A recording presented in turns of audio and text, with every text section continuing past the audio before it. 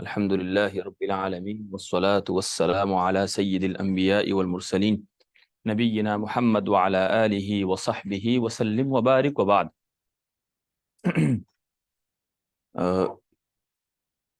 گزشتہ ہفتے یا اسی ہفتے جو ہے وہ ہم نے کچھ گفتگو کی تھی ہجرت کے حوالے سے، یعنی ہم اس طرف باقاعدہ نہیں گئے کہ رسول اللہ صلی اللہ علیہ وسلم نے جو ہجرت کی حضرت ابوبکر رضی اللہ تعالی عنہ کے ساتھ، اس سے پہلے کچھ صحابہ نے ہجرت کی، اور اس ہجرت کے راستے میں ان کے لیے جو پریشانی اور مشکلات آئیں، یہ بورڈ سیٹ ہے ٹھیک ہے، اور اس سے جو ہم نے سبق حاصل کیے کہ اس میں ہمارے لیے کیا ہے، اس پر ہم نے گفتگو کی تھی، اور کچھ آپ نے بھی اس میں حصہ لیا تھا، اور حسب معمول آج انشاءاللہ پھر ہم اسی ترتیب کو جاری رکھیں گے۔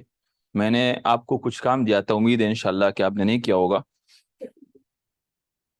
میں نے آپ لوگوں کو کہا تھا کہ ہجرت کے حوالے سے، یعنی آپ نے دیکھا کہ ہجرت کے یعنی دارالکفر سے دارالاسلام کی طرف، یا وہاں جہاں ان کو پریشانی ہے اسلام پر عمل کرنے کے لیے، وہاں سے دارالامن کی طرف، یعنی جہاں پہ ان کو سہولت ہے اور خوف نہیں ہے، پریشانی نہیں ہے، وہاں جانے کے لیے، اپنے دین کو بچانے کے لیے اور دین پر عمل کرنے کے لیے ان کو کئی مشکلات کا سامنا ہے۔ تو اس کا مطلب یہ ہے کہ اس کام کی کوئی حیثیت ہے، کوئی اہمیت ہے، اور اس کی جو ہے وہ شریعت میں کوئی مقام ہے، اس کے کوئی خاص اس پر اجر ہے۔ تو میں نے آپ سے اس حوالے سے یہ طلب کیا تھا، آپ میں سے کسی نے کیا ہے ہجرت کے حوالے سے کوئی آیات یا حدیث؟ جی، تو قرآن کریم میں چونکہ مجھے اندازہ تھا انشاءاللہ کہ آپ لوگ نہیں کریں گے، تو میں نے خود 2-3 آیتیں جو ہے وہ اپنے ساتھ نوٹ کر لی تھی۔ قرآن کریم میں ہم یہ دیکھتے ہیں کہ چونکہ ہجرت میں آپ نے دیکھا ہے کہ وہ کس یعنی کرب اور پریشانی سے گزر رہے ہیں، کس طرح جو ہے وہ ان کو پریشانیوں کا سامنا ہے، ان کے جو ہے وہ مال چھینا جا رہا ہے، ان کے بچے چھینے جا رہے ہیں، اپنے فیملی سے الگ کیے جا رہے ہیں، فیملی ممبر سے بالکل ان کو الگ رکھا جا رہا ہے، اور پھر بھی وہ یہ پریشانی اور تکلیف اٹھاتے ہیں۔ تو باقاعدہ قرآن کریم نے جب ہجرت کی یہ گفتگو آتی ہے، تو 2 آیتوں کے درمیان 2 آیتیں ایسی میرے سامنے گزری ہیں کہ وہاں پہ 3 چیزیں ایک ساتھ چل رہی ہے، ایک ایمان، اور ایک جو ہے وہ ہجرت، اور ایک جو ہے وہ جہاد فی سبیل اللہ۔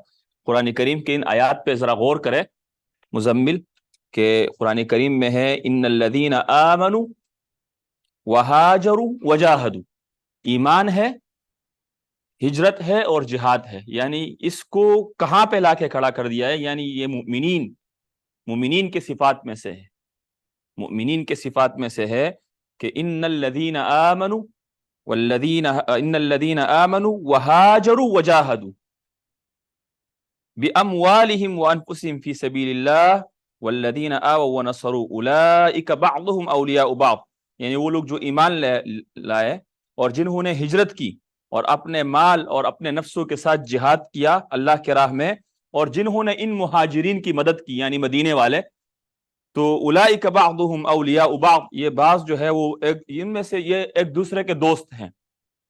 اصل مقصد یہ تھا کہ اگر آپ ہجرت کے اس کو دیکھیں تو یہاں اس کو ایمان اور جہاد کے ساتھ ایک لائن میں لایا گیا ہے، یعنی یہ اس کی اہمیت کی بنیاد پر، اس کی اہمیت اور اس کی جو ہے وہ جو عظمت ہے اس کی بنیاد پر یہ کام کیا گیا ہے۔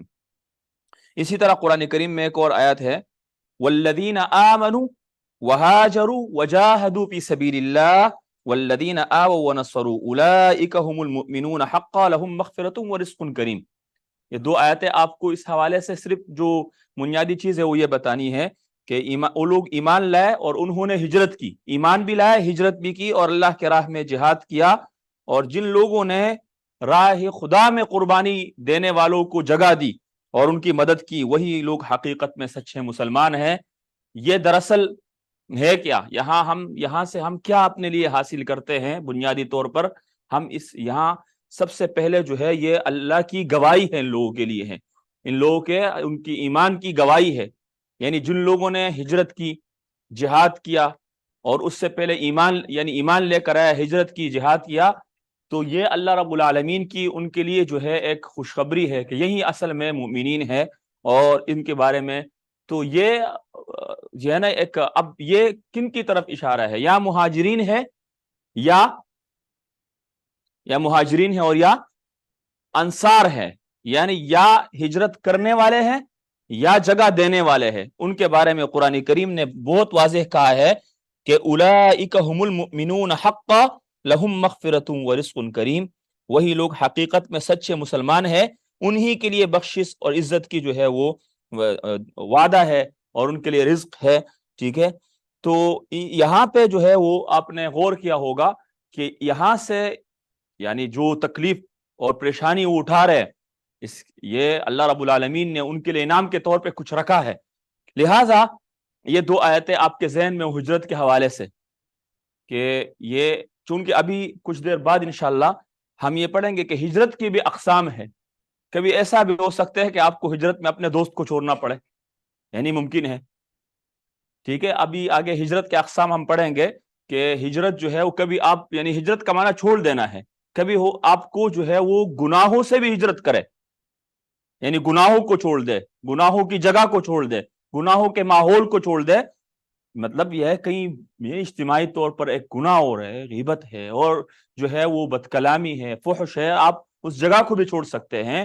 کہیں کس جگہ پہ اللہ کی ناراضگی کا کوئی جو ہے ماحول بنا ہوا ہے، تو ابھی ہم آگے جا کے اس کے ہجرت کے اقسام میں ہم اس کو پڑھیں گے۔ ہجرت کی اقسام جو ہے، یعنی یہ ایک تو یہ آپ پڑھ لیں کہ دار الکفر سے، یعنی کفر کی جگہ سے ایمان کی جگہ پہ، خوف کی جگہ سے امن کی جانب، ایک خاص مقصد کے لیے، ذاتی مقصد نہیں ہے بلکہ اپنے ذات کو تو قربان کر رہے، اپنے مال کو بھی قربان کر رہے، اپنے جانوں کو بھی قربان کر رہے، تکلیف بھی برداشت کر رہے، مار پیٹ بھی برداشت کر رہے ہیں۔ یہاں پر ہم نے دیکھا تھا کہ ہم نے یعنی ام سلمہ اور ابو سلمہ کے جو ہے وہ ہجرت کا قصہ پڑھا، جس کے اندر ہمارے لیے بہت سارے جو ہے وہ سبق ہے۔ اس کے بعد ہم نے حضرت صہیب رومی کا قصہ پڑھا کہ انہوں نے روم سے آ کر مکہ میں رہ کر جتنا مال کمایا تھا، جب جانے لگے تو انہوں نے روک دیا، تو انہوں نے ان کے ساتھ ایک شرط رکھی کہ اگر میں آپ کو اپنا سارا مال دے دوں تو انہوں نے کہا پھر ہم آپ کو چھوڑ دیں گے۔ تو انہوں نے ان کو جگہ بتائی کہ فلاں جگہ پہ میرا اتنا مال رکھا ہوا ہے، تو انہوں نے ان کو جانے دیا، اور وہ اللہ کے رسول علیہ الصلوۃ والسلام جو ہے ان کے پاس قبا میں پہنچ گئے۔ قبا مدینہ میں ہے، یعنی اللہ کے رسول مدینہ پہنچ چکے تھے قبا تک، اور آگے ابھی انہوں نے سفر نہیں شروع کیا تھا۔ تو قبا میں جب وہاں پہنچے تو اللہ کے رسول نے ان کو دیکھا تو کہا کہ صہیب فائدے میں رہا، صہیب فائدے میں رہا، انہوں نے فائدہ کیا، یعنی انہوں نے جو دیا وہ کچھ بھی نہیں تھا، انہوں نے جو لیا وہ بہت زیادہ ہے، انہوں نے جو دیا وہ کچھ بھی نہیں ہے، انہوں نے جو لیا یعنی یہ کوئی گھاٹے کا سودا نہیں ہے، فائدے کا جو ہے انہوں نے سودا کیا ہے کہ اپنا سب کچھ دے دیا۔ کتنے سال انہوں نے لگائے ہوں گے، تجارت کی، محنت کی، اور جو ہے وہ کوششیں کی، اپنا وقت لگایا ہوگا، اور ان کے روابط ہوں گے، دوسروں کے ساتھ ڈیلنگ ہوگی، مطلب تاجروں کے ساتھ، یہ سب کچھ کو ایک لمحے میں انہوں نے قربان کر دیا۔ اس کے پیچھے اس کی ایمان کی دولت، ایمان کی طاقت، اللہ کے رسول کے صحبت اور دین اسلام پر عمل کرنے کے لیے ایک لمحہ ان کو نہیں لگا، کہا کہ جو بھی ہے آپ لے لیں۔ اس کے بعد ہم یعنی یہ دو آیتیں جو ہے، اچھا یہ یہاں پہ مختصر ایک بات ذکر کر دوں، داؤد بار بار میسج کر رہے بول رہے نوٹس کہاں ہیں، تو آپ لوگوں کی ضرورت بھی ہے۔ آج جو ہے انشاءاللہ تعالی، ابھی آج میرے خیال سے ہمارے 4 کلاسیں پورے ہو جائے گی، تو اسی ہفتے میں ایک ساتھ سارے جو ہے وہ ترتیب دے کے میں بھیج دیتا ہوں، پھر آپ ان کو بھیج دیں۔ تو جہاں تک ہم نے یعنی اس ایک مہینے میں پڑھا ہے، پھر اس کے بعد ہم آگے چلیں گے، موضوع ایک جگہ پہ جو ہے موضوع رک جائے گا، تو ہم پھر آگے بھی پڑھیں گے انشاءاللہ۔ اس کے بعد حضرت عمر بن الخطاب کے حوالے سے ہم نے بات کی، اور عمر بن الخطاب کے حوالے سے ہم نے بات کی رضی اللہ عنہ کہ ان جو ہے انہوں نے کس طرح ہجرت کی اپنے ساتھیوں کے ساتھ مل کر، اور کس طرح جو ہے وہ ان کے ایک ساتھی کو قید کیا گیا، پھر قرآن کی ایک آیت انہوں نے ان کو بھیج دی اور انہوں نے اس پر عمل کرنا شروع کیا۔ تو یہ قصہ بھی ہم نے دیکھا کہ اگر آپ کو کوئی چیز سر دست سمجھ میں نہ آئے یعنی فوراً، تو بعد میں جو ہے وہ چیزیں اللہ رب العالمین آپ پر کھول دے۔ تو یہاں آپ لوگوں کو یہ بھی حضرت عمر بن الخطاب کا قصہ بھی یاد ہوگا۔ یہاں پہ ہجرت ابو بکر، یعنی اللہ اصل میں تو انہوں نے رسول اللہ صلی اللہ علیہ وسلم کے ساتھ ہی ہجرت کی تھی، بہت طویل قصہ ہے اور بہت جو ہے اس کے لیے بہت منصوبہ بندی ہے، حتیٰ کہ اس کا ان کی جو بیٹی ہے حضرت ابوبکر کی اسما بنت ابی بکر، وہ بھی ان کے ساتھ اس کام میں شامل ہے، یعنی ان کو مدد کی ہے ان کی، اور ان کا غلام بھی شامل ہے۔ ایک کافر کو بھی انہوں نے جو ہے وہ کچھ پیسے دے کے اپنے ساتھ لیا تاکہ ہمیں راستہ بتا دے۔ ایک طویل قصہ ہے جس سے ہمیں بہت سارے جو ہے نئی جہاتیں، نئی چیزیں ملے گی اور نئی معلومات ملے گی، اور ہمیں جو ہے آج کے زمانے کے لیے ہم اس سے اپنے لیے کچھ سبق لے سکیں گے۔ لیکن جب حضرت ابوبکر رضی اللہ، یہ ہجرت ابوبکر تو کب سے شروع ہم اس کو کر سکتے ہیں؟ ہجرت ابوبکر جو ہے، جب ابوبکر رضی اللہ تعالی عنہ نے ہجرت کا ارادہ کیا تو اللہ کے رسول نے انہیں روک لیا کہ آپ ہجرت نہ کریں، چونکہ تھوڑے تھوڑے مسلمان ہجرت تو کر رہے تھے، لیکن ان کو رسول اللہ صلی اللہ علیہ وسلم، بسم اللہ الرحمن الرحیم، تو جب ابو بکر رضی اللہ تعالی عنہ نے ہجرت کا ارادہ کیا تو اللہ کے رسول نے انہیں روک دیا کہ آپ ہجرت نہ کریں، اور کہا کہ جب مجھے ہجرت کی اجازت ملے گی تو ہم اکٹھے جو ہے وہ ہجرت کر لیں گے۔ تب سے حضرت ابو بکر رضی اللہ تعالی عنہ نے جو ہے وہ 2 اونٹیاں خریدی۔ تب سے انہوں نے تیاریاں شروع کی کہ اللہ کے رسول نے مجھے روک دیا ہے اور وہ میں اور اللہ کے رسول ایک ساتھ ہجرت کریں گے۔ تو انہوں نے کیا کیا کہ 2 جو ہے وہ اونٹیاں خریدی اور ان کی جو ہے اونٹیوں کی خدمت بھی شروع کی، یعنی ان کو خوب چارہ ڈالنا شروع کیا تاکہ وہ کمزور نہ رہے۔ ایک لمبا سفر ہے، کہاں جو ہے کس راستوں سے جانا ہے، کفار سارے کے سارے جو ہے وہ سازش کر رہے ہیں، اور 4 ماہ تک، یعنی 4 مہینوں تک ان 2 اونٹیوں کو چارہ ڈالا اور ان کو جو ہے وہ خوب جو ہے وہ مطلب اس طرح رکھا کہ ہمارے یہ راستے میں کام آ سکے۔ تو یہاں سے رسول اللہ صلی اللہ علیہ وسلم ایک روایت بھی ہے کہ رسول اللہ صلی اللہ علیہ وسلم نے حضرت جبریل سے پوچھا کہ میرے ساتھ کون ہجرت کرے گا؟ تو انہوں نے جواب دیا ابوبکر صدیق ہجرت کریں گے۔ میں دوبارہ آپ کو بتا دوں کہ جب حضرت ابوبکر نے ہجرت کا ارادہ کیا، آپ قصے پر غور کریں اور قصے سے سبق نکالے۔ جب حضرت ابوبکر نے ہجرت کا ارادہ کیا تو اللہ کے رسول کے پاس گئے اور اپنا ارادہ ظاہر کیا۔ اللہ کے رسول علیہ الصلوۃ والسلام نے انہیں منع کیا اور کہا کہ ہم اکٹھے ہجرت کریں گے۔ جب انہوں نے یہ بات سنی تو انہوں نے اسی وقت تیاریاں شروع کی اور فی الفور جو ہے انہوں نے 2 اونٹیاں خریدی اور 4 ماہ تک خوب جو ہے وہ اس کو چارہ ڈالا۔ اور میں نے آپ کو ایک حدیث بھی سنائی کہ ایک روایت میں ہے کہ رسول اکرم صلی اللہ علیہ وسلم نے حضرت جبریل سے پوچھا کہ میرے ساتھ جو ہے وہ کون ہجرت کرنے والا ہوگا، کون ہجرت کرے گا؟ تو انہوں نے جواب دیا کہ ابوبکر صدیق۔ کیا ملا ہمیں اس واقعہ میں؟ مجموعی طور پر کیا سبق ملتے ہیں؟ جی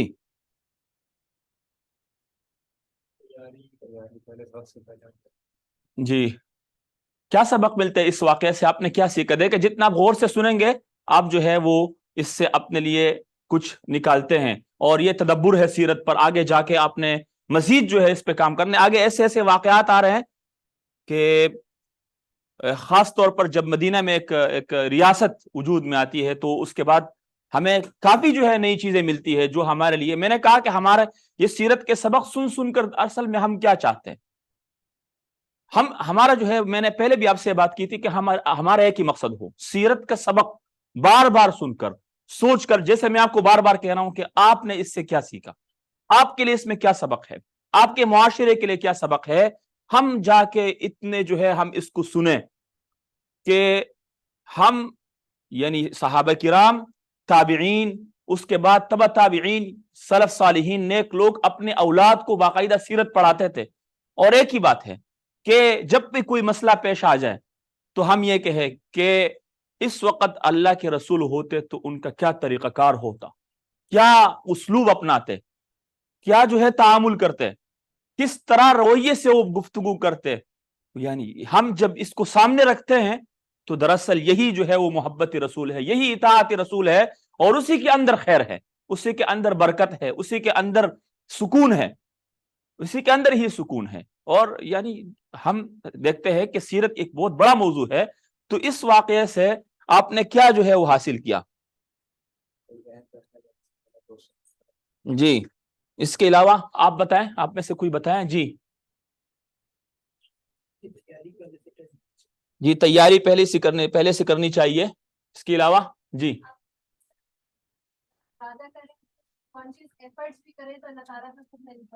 جی اس کے علاوہ بتائیں جتنا بتا سکتے ہیں بتائیں. جی میں بتا دوں گا، مسئلہ نہیں ہے.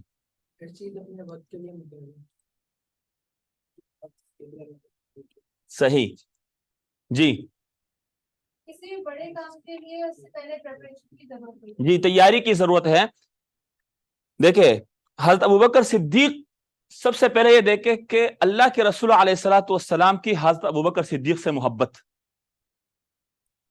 کہ ہم اکٹھے ہجرت کریں گے. یہاں سے آپ حضرت ابوبکر کی فضیلت معلوم کہ حضرت ابوبکر کی کتنی فضیلت ہے.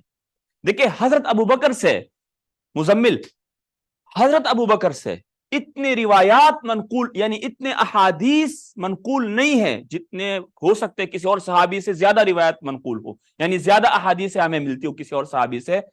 لیکن اللہ کے رسول علیہ الصلوۃ والسلام کی ان سے محبت، یہ اس سے ہمیں یہ چیز ملتی ہے کہ حضرت ابوبکر کی جو ہے اللہ کے رسول نے ان سے کس قدر محبت کی. یاد رکھے کہ دو چیزیں ہوتی ہیں اور ان دو میں سے ایک اللہ سے مانگے ضرور بالضرور، دوسری جو ہے وہ ملے نہ ملے تو اچھی بات ہے، نہ ملے تو خیر. ہم کہتے ہیں کہ ایک ہے قابل، ایک ہے قبول. ضروری نہیں ہے کہ ہر قابل قبول بھی ہو. کیا معنی ہے اس کا؟ کہ بسا اوقات آپ کو اتنی سارے احادیث یاد نہیں ہو، آپ کو بہت زیادہ عربی نہیں آتی، آپ کا حافظہ یعنی آپ جو ہے بہت زیادہ ذہین نہ ہو، لیکن کم از کم اللہ کے ہاں آپ قبول ہو. قابل بننا ضروری نہیں ہے. ہو جائے، سب لوگوں کا دماغ ایک جیسا نہیں ہے. کوئی کمزور ہوتا ہے، مثلا میں آپ کو کوئی چیز دوں، ہو سکتا ہے میں کوئی ایسا ہو جو 1 منٹ میں فوراً یاد کرے، پک کرے اس چیز کو، دوسرا جو ہے وہ 2 منٹ میں یاد کرے، میرے جیسا وہ 10 منٹ لگا دے، کوئی جو ہے وہ مزمل جیسے ہو تو آدھے گھنٹے بعد بھی کہے کہ ابھی تھوڑی دیر میں سناتا ہوں. تو یہ دیکھیں سب کا جو ہے وہ دماغ ایک جیسا نہیں ہے. لیکن قبول اس میں کس کا ہوگا؟ یعنی جس کو قبولیت، اصل قبولیت والا ہے، جس کے پیچھے اخلاص ہے.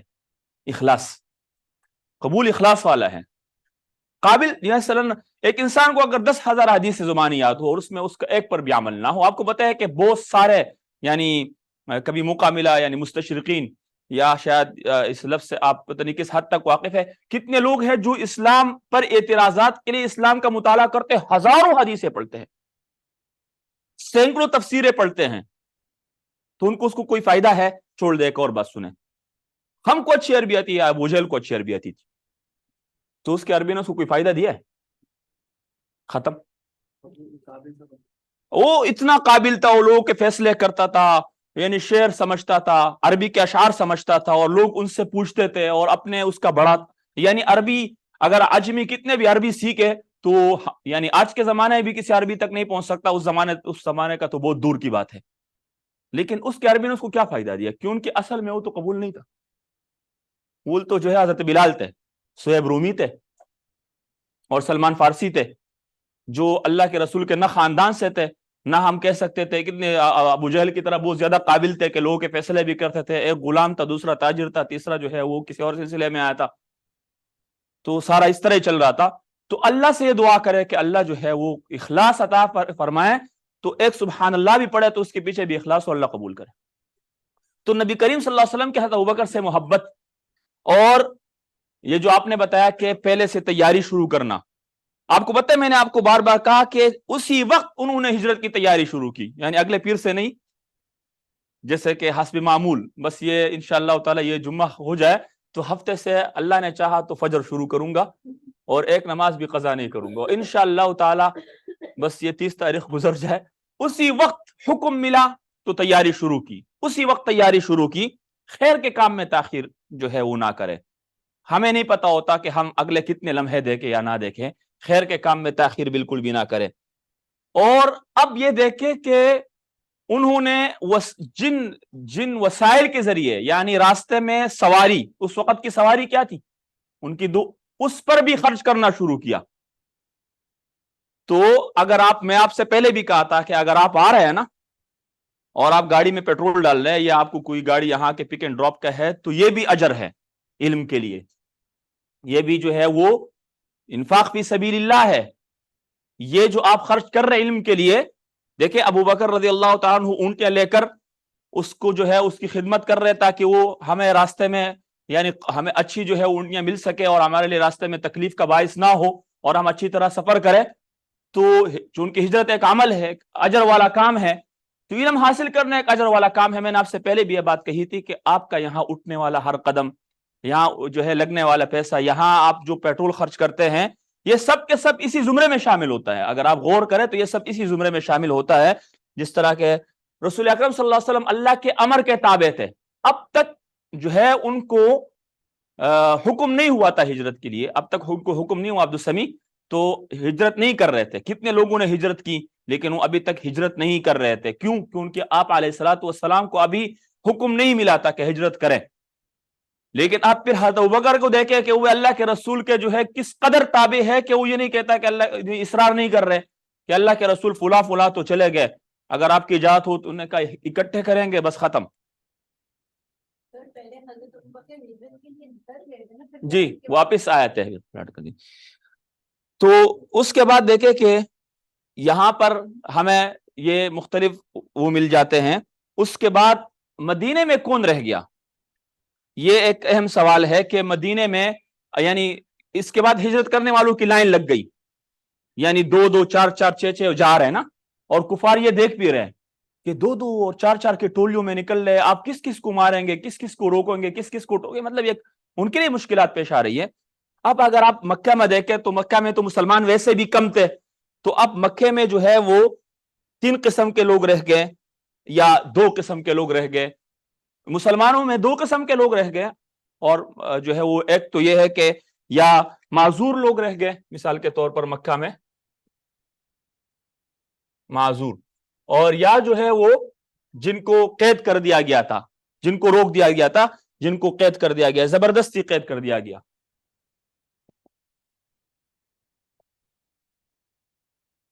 زبردستی قید کیا گیا جن کو، یہ رک گئے وہاں پہ. اور ان پر ان سے کوئی سوال نہیں تھا کہ آپ کیوں نہیں جا رہے، ان سے کوئی سوال نہیں ہوگا کیوں ان کے معذور ہے، اور ان کو زبردستی لا یکلف اللہ نفسا الا وسعها. اسرار یعنی میں بتا دوں، مجھ سے بہت سارے لوگ کیا مطلب دوست احباب نے بھی یہ سوال کیا کہ اس مثلا ابھی جو حالات چل رہے فلسطین کے حوالے سے، تو ہماری کیا ذمہ داریاں بنتی ہیں اور ہمیں اس معاملے میں کیا کرنا چاہیے. تو اس دن میں نے جو ہے وہ گفتگو کی کہ اسلام میں آپ کو جو مکلف ذمہ دار ٹھہرایا گیا اس کے حدود کیا ہے. اسلام میں آپ کو جو یعنی مکلف کا معنی ذمہ دار ٹھہرایا گیا ہے، اس کے اللہ نے یعنی شریعت میں اس کے کچھ حدود ہے. آپ ایک حد تک ذمہ دار ہیں، اور وہ حد ہم کیسے تعین کریں گے شریعت کی روشنی میں، تو اس پر پھر میں نے تفصیلی بات کی. اس ضمن میں یہ باتیں بھی آتی ہے کہ قرآن کریم میں 2-3 آیاتیں ایسی ہے جو اس چیز کا تعین کرتی ہے کہ لا یکلف اللہ نفسا الا وسعها. کوئی بھی آدمی اس کے طاقت سے اوپر جو ہے ذمہ دار نہیں ہے جتنی اس کی طاقت ہے. فاتقوا اللہ ما استطعتم، اللہ سے ڈرے جتنا کہ آپ کی استطاعت ہے. اب یہ جو ہے آپ یہ دیکھیں کہ اب ان کی استطاعت کس حد تک ہے. یہ معذور ہے، نہیں جا سکتا، ان کو زبردستی قید کیا گیا ہے، یہ جو ہے وہ مجبور ہے یا معذور ہے ہم جو ہے وہ زبردستی جو ہے ہم اپنی مجبوری بنا لیتے ہیں، یعنی زبردستی اپنی جو ہے معذوری ظاہر کر دیتے ہیں، حالانکہ حقیقت اس کی نہیں ہوتی. اور یہ اسلام نے اس حوالے سے ہماری بہت اچھی رہنمائی کی ہے. تو ایک صحابی تھے، اس کے بعد یہ ایک صحابی تھے عبداللہ عبد بن جہش.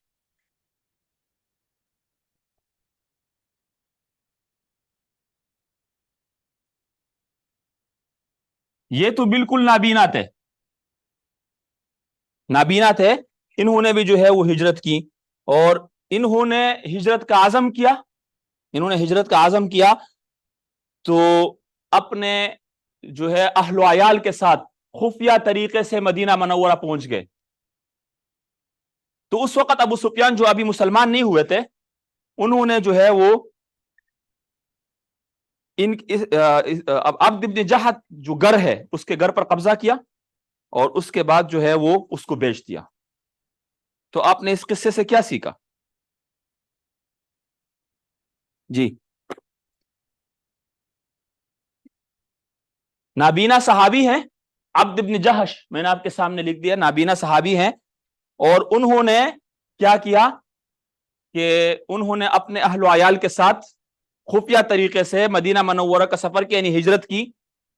جب ان کو پتا چلا ابو سفیان کو، تو انہوں نے کیا کیا، انہوں نے اس موقع کو غنیمت جانا اور ان کے مکے والے گھر پر قبضہ کر کے اس کو جو ہے فروخت کر دیا. کیا سیکھا آپ نے اس سے؟ موقع کا فائدہ اٹھایا جائے اور اس کے علاوہ مزید بولے کیونکہ آپ کے فائدے بڑے اچھے. انہوں نے اپنی کمزوری کو جو ہے بہترین، انہوں نے اپنی معذوری کو اپنی مجبوری کے طور پر پیش نہیں کیا، وہ پرعزم تھے. جب عزم ہو تو آپ اتنے بڑے نعمت سے محروم ہونے کے باوجود، یعنی آپ کے سامنے اگر مقصد بڑا ہو، آپ کے سامنے اگر مقصد بڑا ہو تو اتنی بڑی مجبوری کے باوجود بھی آپ اس راستے پہ نکل جاتے ہیں. ٹھیک ہے، مقصد بڑا ہونا چاہیے. ان کا جو ہے ان کا ایک عزم ہے اور وہ پرعزم ہے، تو اس کے جو نابینا پن ہے اور اس کا اندھا ہونا ہے، یہ اس کے راستے میں رکاوٹ نہیں ہے. جی ہم اگر جو ہے وہ ہم عزم کر لے اور اللہ رب العالمین ہمیں پہنچا دے تو یہ اللہ کا کرم ہوگا، اور اگر اللہ ہمیں نہ پہنچا دے تو اس عزم کا ثواب ملے گا. ٹھیک ہے، اگر یہ عزم انسان خیر کا ارادہ کر دیتا ہے تو اس پر اس کو اجر ملتا ہے. اس کے پاس استطاعت نہیں ہے، وہ کہتا ہے اگر میرے پاس یہ چیزیں اور یہ وسائل ہوتے تو میں یہ کام کر دیتا. تو اس سوچ پر اور اس نیت پر اللہ سبحانہ و تعالیٰ اس کو اجر دے دیتے ہیں. تو آپ کو پتہ ہے کہ یہ جو معاملہ ہوا، یعنی آپ کو پتہ ہے مکہ کے بہت سارے گھر سنسان ہو گئے بالکل، یعنی وہاں کوئی نہیں رہا. مسلمانوں کے جو گھر تھے، ایک جو ہے وہ ایسے ایک ماحول بن گیا کہ مطلب کوئی جیسے غیر آباد. تو ہمیں اس سے یہ پتہ چل جاتا ہے کہ جب آپ حق کے راستے میں نکلتے ہیں تو یہ تکلیف اور پریشانیاں یہ اگر آئیں تو اس پر ثابت قدم رہنا چاہیے، اللہ سے مدد مانگنی چاہیے، اور اس کے علاوہ اپنے مقصد کو ہمیشہ سامنے رکھنا چاہیے کہ جو مجھے مل رہا ہے وہ ہے کیا. جب آپ جس دن اپنے مقصد کو پہچانتے ہیں اور آپ کا مقصد بڑا ہوتا ہے اور آپ جو ہے وہ پھر دیکھتے ہیں کہ جو میں قیمت دے رہا ہوں وہ تو کچھ بھی نہیں ہے. یعنی صہیب رومی کے سامنے اس کا مال کچھ بھی نظر نہیں آیا، کہہ رہے لے لیجئے. اور ابو سلمہ نے کہا کہ کوئی مسئلہ نہیں ہے، میں اکیلے نکل جاؤں گا. ہاتھ ابو بکر بھی نکل گئے. تو آپ مجموعی طور پر اگر ہم دیکھیں تو ہمیں یہ بات سمجھ میں آتی ہے اس پورے واقعے سے، جب سے ہم نے یہ شروع کیا ہے کہ اس وقت سے جب بیعت عقبہ ثانیہ، اس وقت یہ معاملات شروع ہوتے، جب مدینہ کے لوگوں نے کہا کہ آپ اللہ کے رسول آپ چلے، ہم آپ کو لے کے چلتے ہیں وہاں پہ مدینہ. تو اس وقت سے معاملہ شروع ہوا اور یہ سفر کر رہے ہیں. حالانکہ یہ معاملہ بھی ختم نہیں ہوا، کیونکہ آگے وہاں سبق پہ جو مرحلہ ہے اس میں آ رہے ہیں کہ یہ جب یہ حالت دیکھی نا انہوں نے کفار مکہ نے، یہ کیا طریقہ ہے، مسلمان تو ہجرت کیے جا رہے، اور کوئی اس کو، یعنی ایک آدمی نابینا ہے، اس کو نابینا پن اس کو وہاں نہیں رو، ایک آدمی کا مال جا رہا ہے اس کو، ایک آدمی کی جو ہے ان کے فیملی ممبرز الگ کیے جا رہے ہیں، وہ کہہ رہے یہ بھی خیر ہے. تو یہ کیا ہے، بڑا مشکل ہو جائے گا. تو یہاں پہ ایک سلسلہ شروع ہوتا ہے کہ نبی کریم صلی اللہ علیہ وسلم کی اپنی ذاتی ہجرت پہ معاملہ آ جاتا ہے کہ اب ان کی جو ہے وہ اب ان کی باری ہے کہ وہ ہجرت کرے. اب اللہ کے حکم جو ہے وہ جب آیا کہ اب آپ بھی ہجرت کریں، تو یہ ایک طویل اور جو ہے بڑا قصہ ہے. اب جب یہ صورتحال دیکھی کفار مکہ نے اور مشرکین، مطلب وہاں کے جو مقامی مشرکین ہیں، کہ اس کا آخر نتیجہ کیا نکلے گا. یہ اگر دو چار افراد جا رہے ہیں تو اللہ کے رسول بھی ہمیں پتہ نہیں ہوگا، وہ بھی نکل جائیں گے اور وہاں جا کے تو اپنی منمانی کریں گے، ہمارے ہاتھوں سے نکل جائیں گے، اور پھر ہم کیا کریں گے. لہذا اس وجہ سے انہوں نے ایک میٹنگ بلائی اور کہا کہ اب ہمارے پاس یہی راستہ ہے کہ نعوذ باللہ ہم اللہ کے رسول کی زندگی کا خاتمہ کر دیں، ہم اللہ کے رسول صلی اللہ علیہ وسلم کی زندگی کا خاتمہ کر دیں۔ لیکن اس سے پہلے میں آپ کو ہجرت کے اقسام بتا دیتا ہوں کہ ہجرت کتنی قسموں پہ ہے، یعنی ہجرت مجموعی طور پر کتنے ہیں۔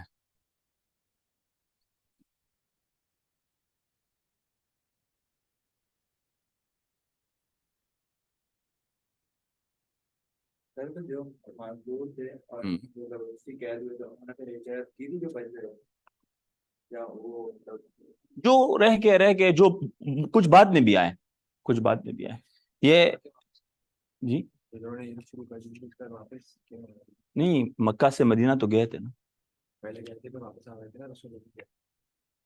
پھر جب فتح مکہ ہوا تو آئے تھے۔ ہجرت کے لیے تو پہلے نکلے تھے جی ہم تو ہجرت کے لیے پہلے نکلے۔ ہاں، ان کو روکا تھا نا، وہ ایک جگہ پہ ایک پورا قصہ ہے، ابن دغنہ ایک آدمی تھے، انہوں نے ان کو روکا تھا، پھر وہ لوگ اللہ کے رسول کے وہ اپنے گھر میں تلاوت کرتے تھے، قرآن پاک پڑھتے تھے، اور ان کی ذمہ داری لی تھی انہوں نے کہ ان سے آپ کو کوئی تکلیف نہیں ہوگی ان کو، لیکن وہاں جب ان کے بچے گزرتے تھے تو حضرت ابوبکر تلاوت کرتے تھے، قصہ ہے پورا ایک طویل، تو انہوں نے کہا جا کے، جنہوں نے ذمہ داری لی تھی، کہ یہ ہمارے بچوں پر بہت برے اثرات پڑ رہے ہیں، تو جی سر ابھی ابھی جو آپ جی یہ وہ یہ نابینا صحابی تھے، جی تو یہ بھی ان کی کیٹیگری میں آتا ہے نا معذور ایک طرح جی، لیکن ظاہر بات ہے ان کا ایک عزم ہے کی، باقیوں نے صبر جو نہیں کر سکتے تھے جی، تو ان پر کوئی مواخذ یعنی ان پر کوئی سوال نہیں ہے، ان سے پوچھا نہیں جائے گا کہ ان کی مجبوری تھی، یہ پرعزم تھے بس۔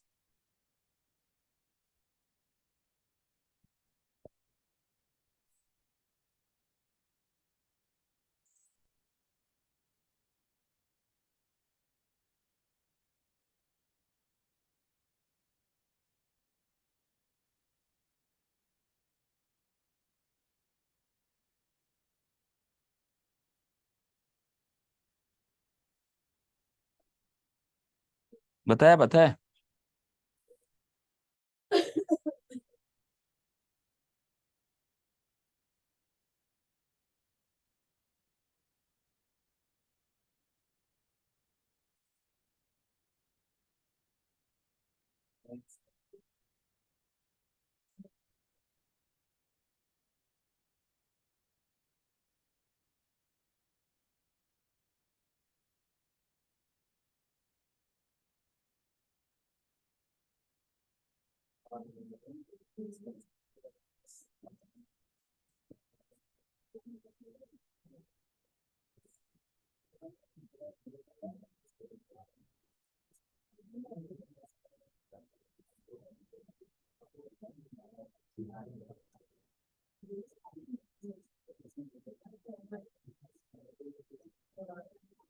جی، یہاں پر یہ بات سمجھنے کی ہے کہ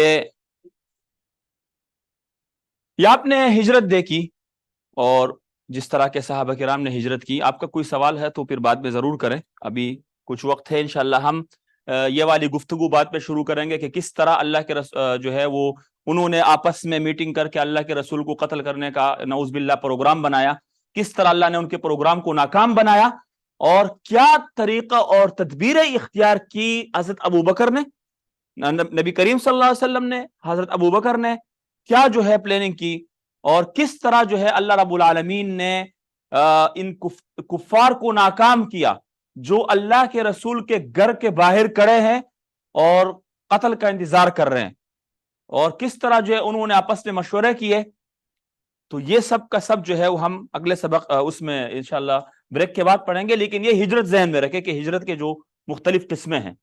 کوئی سوال ہے؟ جی، ہجرت کی یہ قسمیں دیکھیں، یہ دیکھیں کہ ایک ہے یہ مکان کو دیکھیں، مکان جگہ کچھ ہی ایسی بن کر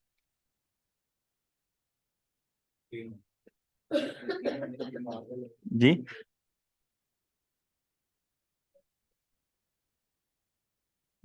صرف ایسی کم رکھا کرے، میں بھی شروع میں سوچ رہا تھا کہ اگلے پیر کو انشاءاللہ کمبل ساتھ لے کر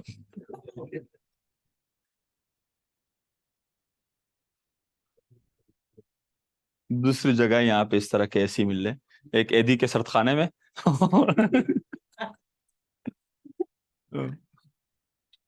مزمل. تو ہجرت پہلی ہجرت ہے, ہجرت کی جو پہلی قسم ہے ہجرت مکانی. اس سے مراد کیا ہے کہ آپ جو ہے مکان جگہ کو کہتے ہیں, یعنی میں نے یہاں بھی ملک لکھا یہاں بھی ملک لکھا. اس سے مراد یہ ہے کہ اگر کوئی اپنے دین پر اور اپنے مذہب پر آزادانہ اس پر کوئی پابندی نہ ہو, عمل کرنے کے لیے ایک جگہ سے دوسری جگہ ہجرت کرے تو یہ اس کو کہتے ہیں ہجرت مکانی. کیا کہتے ہیں؟ یعنی مثال کے طور پر ہم ایسے کر لیتے ہیں کہ ہم یہاں گلشن اور بادر آباد کو ہم دو ملک تصور کر دیتے ہیں, اور آپ کی رہائش یہاں پہ ہے, اور آپ یہاں پر مجبوری کی بنا پر اور مظلومیت کے بنا پر کمزوری کی بنیاد پر آپ یہاں عبادت نہیں کر سکتے, آپ مسجد نہیں جا سکتے, آپ جو ہے وہ قربانی نہیں کر سکتے, آپ کے لیے بہت سارے مشکلات ہے, مثلا نکاح کے معاملات میں مشکلات ہے, دین کے دیگر معاملات میں مشکلات ہے, اجتماعی معاملات میں, انفرادی معاملات میں, تو آپ دین پر عمل کرنے کے لیے ایک جگہ سے دوسری جگہ چلا جائے, یہ ہجرت مکانی ہے. کیا کہتے ہیں؟ ہجرت مکانی, یعنی ایک مکان سے دوسری مکان کی جانب, یعنی ایک مکان جگہ کو کہتے ہیں. یہاں مکان جو ہے وہ ہاؤس نمبر 250 یہ نہیں ہے, یعنی یہاں ایک جگہ سے دوسری جگہ کی طرف, یہ ہے ہجرت.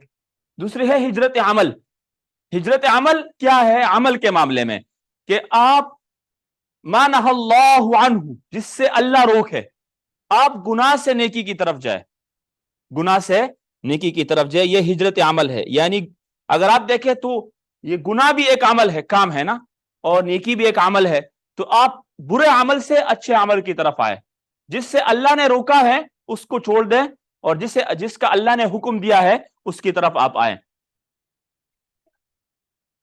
یہ اصل میں عربی میں لکھا ہے ما نہى اللہ عنہ, جس سے اللہ روکے, جس سے اللہ منع کرے, نہیں ہے ما. جی اچھا, یہ اصل میں نے عربی میں لکھا ہے, میں اس کو اچھی طرح لکھتا ہوں. ایک کام کر لیتے ہیں, میں اردو میں لکھ لیتا ہوں. جس سے, اب اللہ کو ایک منٹ ایسے خوبصورت کر کے لکھتا ہوں. اب صحیح ہے؟ ہاں کہہ رہے کہ پہلے والا بہتر تھا. یہ تو نہیں کہیں گے کہ پہلے والا بڑھتا ہے. وہ کسی نے پوچھا کہ فلسفہ کیا ہے, فلسفہ کیا ہے؟ اس نے کہا کسی مسئلے کا حل اس طرح پیش کرنا کہ بندہ کہے کہ یار مسئلہ ہی ٹھیک تھا, فلسفہ چھوڑ دو. تو آپ کہہ دیں کہ نہیں پہلے والا بہتر تھا, وہی کر لینا. تو بہرحال ہجرت عمل کیا ہے کہ آپ گناہ سے نیکی کی طرف آئے, یعنی گناہ کے کام کو چھوڑ دیں اور نیکی کی طرف آئے. یہ دوسری جو ہے وہ ہجرت کی اس کو کہتے ہیں ہجرت عمل. کیا کہتے ہیں؟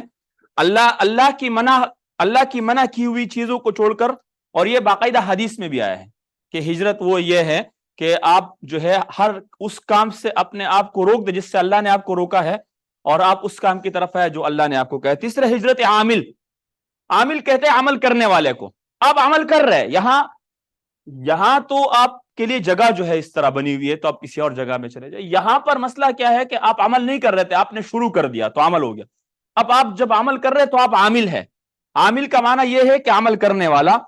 یہاں یہ والا مسئلہ ذرا ماحول سے تعلق رکھتا ہے کہ آپ کا جو ہے وہ ایسے بدعتی فاسق گناہگار آدمی یا ایسے ماحول میں کہ جس کو آپ کو پتا ہے کہ یہاں میں بھی جو ہے اگر عمل میں جو تھوڑا بہت عمل کر رہا ہوں میں بھی خراب ہو جاؤں گا ان کے ساتھ, یعنی مطلب یہ ہے کہ میں بھی بدعمل ہو جاؤں گا, میرے لیے عمل میں مشکلات پیش آئے گی. یہ ماحول اس کو کہتے ہیں ہجرت عامل. مثال کے طور پر زید جو ہے وہ صالح آدمی ہے, زید جو ہے وہ کیا ہے؟ صالح آدمی ہے, لیکن اس کا جو ڈومین ہے مثال کے طور پر, یا اس کا کوئی دوست ہے, اس کا جو ماحول ہے وہ ایسا ہے کہ وہ ان کو پتا ہے کہ یہ ایک اچھے لوگ نہیں ہیں, یہ اچھے کام نہیں کرتے, تو وہ ان کو سمجھا سکتا ہے. جی اچھا نہیں وہ بھی تو ذکر ہے جو جنہوں نے شادی کے لیے عورت کے لیے کری. جی تو آج کل تو مال کے لیے کر رہے ہیں, یا زیادہ تر شادی کے لیے کر رہے ہیں. ٹھیک ہے, وہ بھی اللہ نے جو بولا ہے اس کی طرف جو ہے وہ ہجرت ہے. تو یہ والا جو ہے وہ ایک ملک سے دوسرے ملک کی طرف جانا, اور گناہ سے نیکی کی طرف آنا, اور ایسے ماحول, ایسے دوست, ایسے لوگوں کو چھوڑ دینا جہاں آپ کو پتا ہو کہ میں عمل نہیں کر سکتا, یہ جو آپ کہہ رہے ہیں نا یہ ہجرت کے مقاصد میں سے ہے کہ آپ اگر ہجرت اس کے لیے کر رہے تو یہ اجر ہے، اور اگر آپ ہجرت اس کے لیے کر رہے تو یہ اجر ہے۔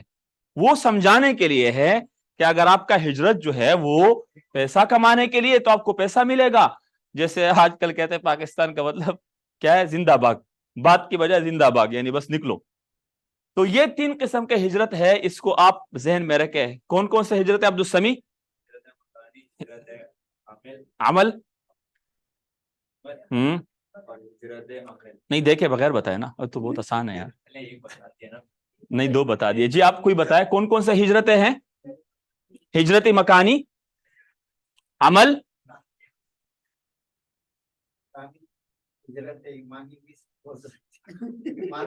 یہ سارا کا سارا جو ہے ایمان کے گرد گھومتے بابا، ہاں نا، یہ سارا کا سارا ایمان کے، ایمان نہ ہو تو بندہ ہجرت ہی نہ کرے، تو یہ سارا کا سارا اسی کے گرد گھومتے ہیں، ایمان کے گرد۔ اس کا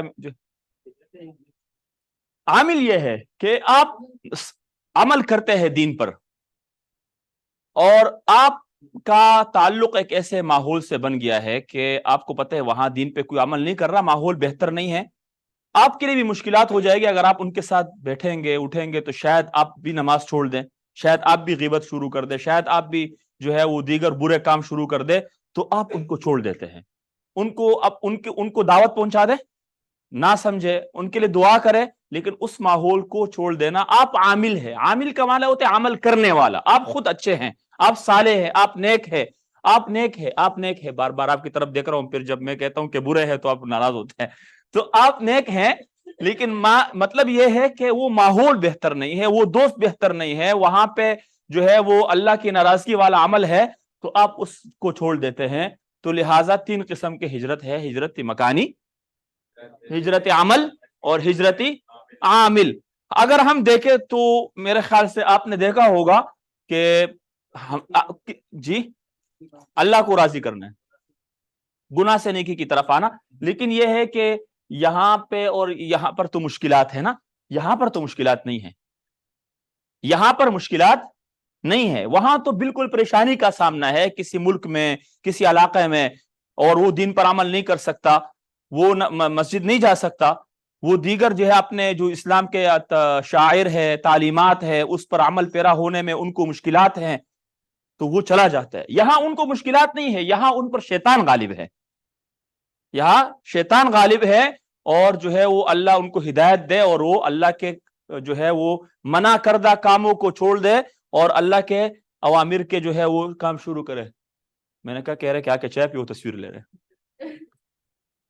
اور تیسرا ہے ہجرتی عامل، یہ میں نے آپ کو بتا دیا کہ آپ برے آدمی، برے صحبت کو چھوڑ کر اچھے صحبت اور اچھے لوگوں کی طرف آ جائے، یہ ہجرتی عامل ہے۔ بریک ٹھیک ہے جی، یہ والا اچھا، یہ میں نے لکھا ہوا ہے کہ نیک صالح لکھا ہوا ہے، وہ یہ صالح بھی نیک ہی ہے، یہ والا یہ لکھا ہوا ہے بدعتی، مشرک۔ اچھا، بدعتی جو دین میں ایسے کام کرتا ہو جو جائز نہ ہو، مشرک جو اللہ کے ساتھ شرک کرتا ہو، فاسق جو گناہگار ہو۔ جی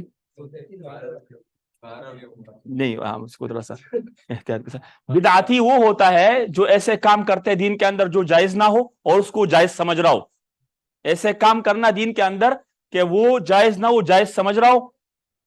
چلتے ہیں، صبر کرو یار۔ مشرک جو اللہ کے ساتھ کسی کو شریک کرتا ہو، اور فاسق کیا ہوتا ہے؟ گناہگار جو اللہ کے ناراضگی والے عمل کرتا ہوں۔ یہ بریک ہے۔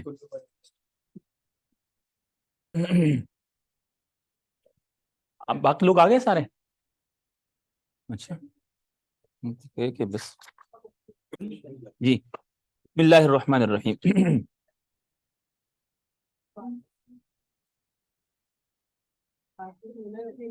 یہ مٹا دوں، یہ جو خوبصورت خط میں لکھا ہوا ہے مزمل، یہ مٹا دوں۔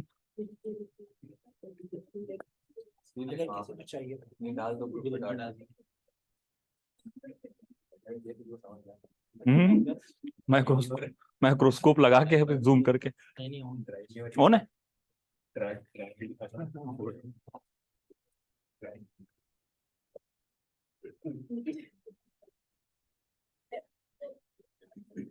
آپ کو چاہیے تصویر اس کی بس گروپ میں بھیج دے, ریکارڈ کر دیں.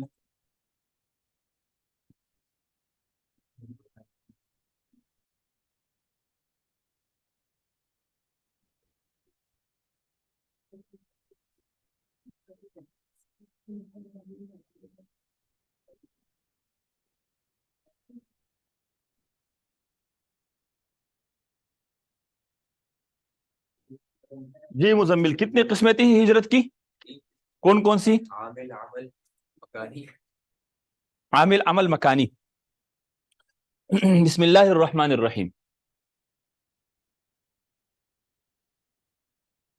میں نے جو ہے وہ اس سے پہلے آپ سے یہ بات کی کہ جب قریش کو, یعنی جو مشرکین مکہ ہیں, جب ان کو اس معاہدے کا علم ہو گیا جو بیعت عقبہ ثانیہ, اگر آپ لوگوں میں سے کوئی اس وقت شاید ہو یا نہ ہو, کہ مدینے سے کچھ مسلمان آئے اور حج کے دوران, اور انہوں نے اللہ کے رسول علیہ الصلوۃ والسلام کے ساتھ کچھ کمٹمنٹس کیے کہ ہم آپ وہاں جو ہم آپ کے دین پر عمل کریں گے, ہر قسم کی قربانی دیں گے, اور مطلب وہاں سے جو لوگ آ رہے تھے ان کی وہ مہمان نوازی بھی کر رہے ہیں, اور ان کو دین پر عمل کرنے میں بہت آسانی ہے.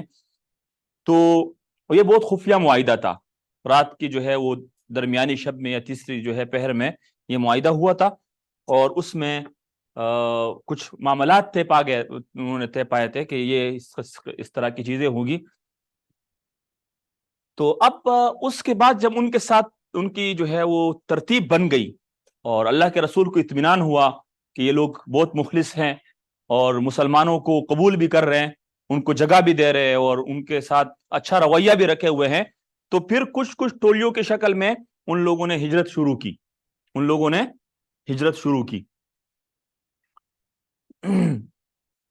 تو اب مسلمان یہ سوچنے لگے کہ اگر یہ تھوڑا تھوڑا کر کے جائیں گے مدینہ میں تو وہاں تو جا کے اکٹھے ہوں گے, اور جب وہاں جا کے اکٹھے ہو جائیں گے تو ہمارے لیے بڑے مسائل ہوں گے, اپنی منمانی کریں گے اور دین بیان کریں گے, دین پیش کریں گے. تو انہوں نے آخر کار یہ فیصلہ کیا کہ اس کا کوئی اور حل تو نہیں ہے, ہم یوں کر لیتے ہیں کہ اللہ کے رسول علیہ الصلوۃ والسلام کے جو اللہ کے رسول السلام کے زندگی کا خاتمہ کر دینا, نعوذ باللہ. انہوں نے یہ فیصلہ کر لیا. یہاں سے آپ نے کیا سیکھا کیا آپ نے اس بات سے, اگر آپ نے اس بات کو جی اب انہوں نے جو بات ہے جی وہ اب نبی صلی اللہ علیہ وسلم کو مطلب یہ اندیشہ ہو چکا تھا یہ ہمارے پاس اب آخری موقع ہے, تو مطلب اب اگر میں نے نہیں ہوگا تو یہ صلی اللہ علیہ وسلم کی دعوت ہم کو ایک جگہ ایک معاشرہ ایسا مل گیا جن کا ایکسپٹ کر رہا ہے. جی تبھی انہوں نے بولا کہ آخری چیز وہ ہے, تو انہوں نے دیکھا کہ اب کچھ اور نہیں چل سکتا. تو جی اب یہاں پہ میں نے جو اپنے یہاں پہ نوٹ کیا ہے کہ اگر آپ حق کا راستے پہ چلتے ہیں, آپ حق کے راستے پہ چلتے ہیں اور دعوت دین کا کام کرتے ہیں ریئل, تو آپ کے ذات پر تنقید تو ہوگی, آپ کے ساتھیوں کو بھی تکلیف دی جائے گی, لیکن یہ معاملہ یہاں نہیں رکا, مال بھی لیا جا رہا ہے تو یہاں بھی نہیں رکتا, ہو سکتے ہے کہ آپ کو قتل کرنے کے بھی جو ہے پلاننگ ہو. یہ دشمن وہ آرام سے بیٹھنے والا نہیں ہے, جب ان کا کوئی اور بس نہیں چلے تو آپ کے جان لینے پر بھی آ سکتے ہیں, لیکن اسلام کے لیے ہو, یعنی اس قدر وہ مایوس ہے, مایوسی ان کے ہاں پھیل گئی ہے, پریشان حال ہے کہ اب کیا بنے گا. تو اس کا معنی میں نے یہاں یہ نکالا کہ آپ پر ذاتی یعنی پرسنل جو مطلب تنقید ہے یہ تو اپنی جگہ پہ, لیکن جب وہ آپ کے دعوت سے اس قدر تنگ آ جائے تو ہو سکتا ہے کہ آپ کو قتل کرنے کی منصوبہ بھی بنا دیں. تو ہمیں یہ اس قسم کے ہم باتیں تو بہت کرتے ہیں, لیکن جہاں پہ کہتے ہیں کہ جو ہے وہ مرے کوئی اور شہید میں ہو جاؤں, تو اس طرح تو نہیں ہوگا, تو پھر جان جو ہے وہ بھی دینی پڑتی ہے, اس کی قربانی بھی دینی پڑتی ہے. تو انہوں نے بیعت عقبہ ثانیہ کے تقریباً جو ہے وہ 2 مہینے اور 15 दिन तकरीबन यानी 102 माह बाद उन्होंने ये फैसला किया, बरोज़ जुमरात एक उन्होंने मीटिंग बुलाई।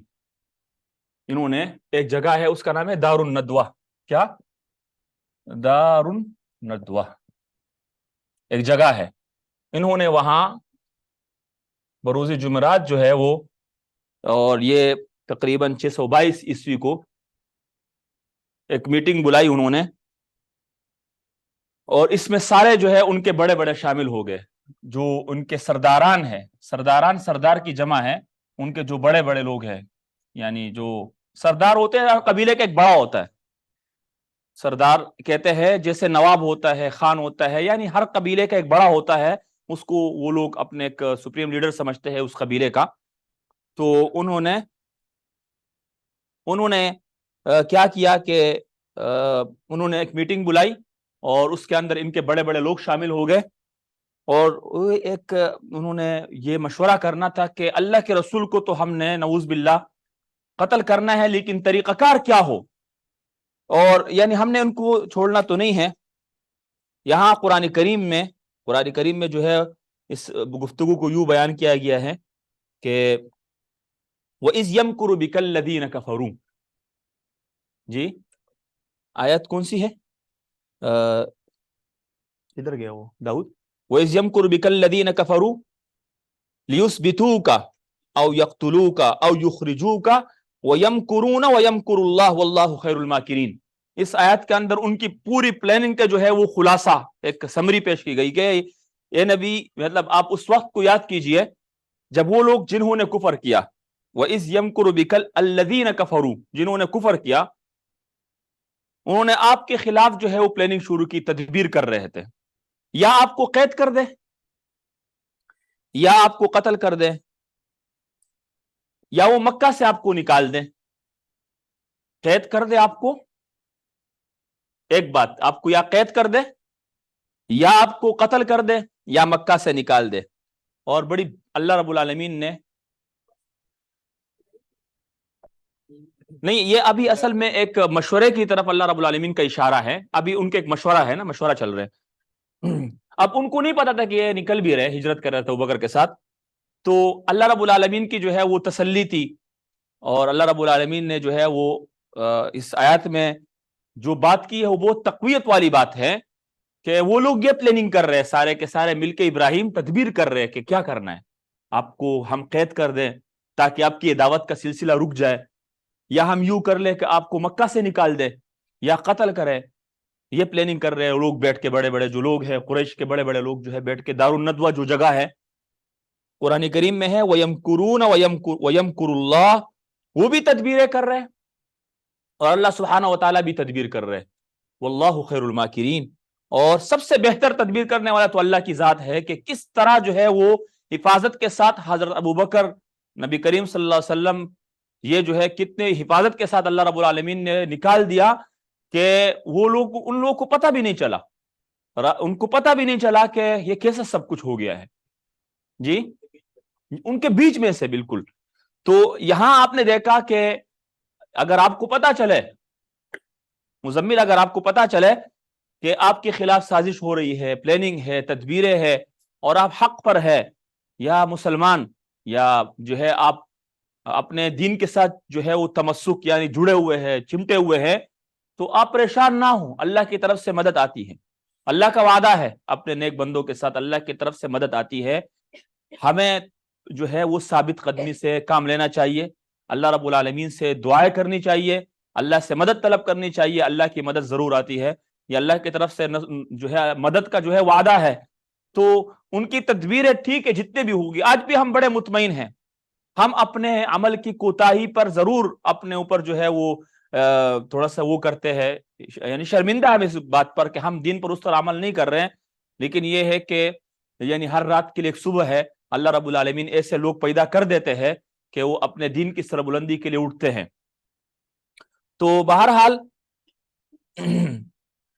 जब वो लोग इकट्ठे हुए अब्दुल समी, तो शैतान भी जो है एक आदमी, एक मुअम्मर यानी कसीरुल उम्र, बुजुर्ग आदमी के शक्ल में आया, और वो भी उनके साथ आके बैठ गया। कौन आके बैठ गया? शैतान भी आके बैठ गया और उनको कहा कि ऐसा है कि आप जिस मैं नजद से आया हूं, नजद एक इलाके का नाम है, नजद एक इलाके का नाम है, मैं वहां से आया हूं, आप जिस मकसद के लिए, जिस पर्पस के लिए आप यहाँ पे इकट्ठे हुए हो मोहम्मद सल्लल्लाहु अलैहि वसल्लम के खात्मे के लिए, मुझे इसमें इंटरेस्ट है थोड़ा सा, मैं भी चाहता हूं कि मैं भी शामिल हो जाऊं और मुझे इस मामले में बहुत गहरी दिलचस्पी है। शैतान ने कहा कि यानी वो जहाँ पे यहाँ पे जो मीटिंग हो रही थी कुफार की, वो अरकम जी, तो उन्होंने जो है वो अब गुफ्तगू शुरू की और एक डिबेट शुरू किया कि मशवरे हो जाए कि करना क्या है। तो एक सरदार ने कहा कैसे कि रसूल को हम कैद करें, जैसे इस आयत के अंदर हमने आपको बताया कि इस आयत के अंदर यह भी है कि यह तदबीर कर रहे हैं कि आपको कैद कर दे। तो एक सरदार ने मशवरा दिया इब्राहिम कि हम ऐसा करते हैं कि रसूल को कैद कर देते। तो शैतान जो है वहां से उन्होंने हिस्सा लिया और कह के बात सुनो, हिस्सा लिया ना, अच्छा ये अदब के अल्फाज है उसने, अच्छा अदब के अल्फाज है, मैंने उसके बुजुर्ग की होने को थोड़ा बहुत बूढ़े आदमी की शक्ल में आया। तो उसने कहा कि भाई ये अगर जो है आप उनको कैद, ये राय दुरुस्त नहीं है, क्या ये राय दुरुस्त नहीं है, अगर आप उसको कैद करेंगे और उनके साथियों तक ये बात पहुंचेगी जो मदीने में है, तो उनको बहुत गुस्सा आएगा और वो आप पर हमला कर देंगे। क्या मिलता है कि वो इतना तो मतलब यानी खौफजदा थे कि इनके जो साथ है वो कोई मामूली लोग नहीं है, अगर उनको पता चल जाए, ये उनके ईमान से तो वाकिफ थे कि वो आराम से नहीं बैठेंगे, फिर आप पर हमला कर देंगे। ये नहीं कि हम कम है या कमजोर है या ज़ुआफा है, हमला कर देंगे। उनसे इस कदर मोहब्बत करते हैं, जब उनके दीन पर अमल करने के लिए अपने घर बार छोड़ के घर को वीरान कर रहे हैं, मदीना जा रहे हैं, तो ये कोई दूर यानी बईद बात नहीं है, कोई अकल से बईद बात नहीं है कि आप लोगों पर हमला कर दे, वहां से मिलकर आप लोगों पर अटैक करेंगे, छोड़ेंगे नहीं आपको। तो उन्होंने कहा ये वाली बात तो सही है, कह रहे कि नहीं नहीं ये वाले काम नहीं करेंगे, हम इनको कैद नहीं करेंगे। एक दूसरे ने कहा कि एक बड़ों में से एक सरदार ने, जो बड़ा है उनके, जो उन्होंने कहा एक और तजवीज दी कि हम यूं कर देते हैं कि मक्का से निकाल लेते हैं।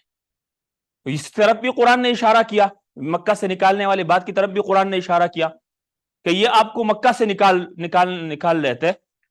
तो शैतान दरमियान में जो है वो दोबारा जो है उन्होंने बोलना शुरू किया और उन्होंने कहा कि नहीं ऐसा भी नहीं करे कि ये जो रसूल अलैहिस्सलातु कम करना है, कह रहे कि जो रसूल अलैहिस्सलातु वस्सलाम है, आप जो है उनको मक्का से ना निकाले, क्योंकि उनकी जुबान में जो मिठास और हलावत है और अखलाकियात हैं, अगर वो कहीं भी जाएंगे ना तो अपने साथ बहुत सारे लोगों को शामिल कर देंगे। अब बात समझ रहे, शैतान ने क्या कहा यहां देखें, अखलाकियात का और जो यानी खूबसूरत लहजे और मिठास का जो है आप अहमियत देके कि शैतान उससे किस कदर घबराया हुआ है कि अगर आप मोहम्मद को सल्लल्लाहु अलैहि वसल्लम मक्का से निकालेंगे और कहीं भी जाएंगे तो उनकी जुबान में जो मिठास है और उनकी जो लहजे की जो हलावत है यानी लोगों को मुतासिर करने की, तो वो कहीं भी जो है वो किसी दिलों को फतह करेंगे, अपने साथ लोगों को जमा करेंगे और जो है वो एक जमात बना लेंगे। तो ये तजवीज भी जो है उन्होंने, शैतान ने पसंद नहीं की जो वहां पे आए थे और शामिल हुए थे इस मशवरे में। तो आखिर में अबू जहल जो है, अबू जहल, इस नाम से आपको अंदाजा लग गया होगा कि मशवरा उसी का है।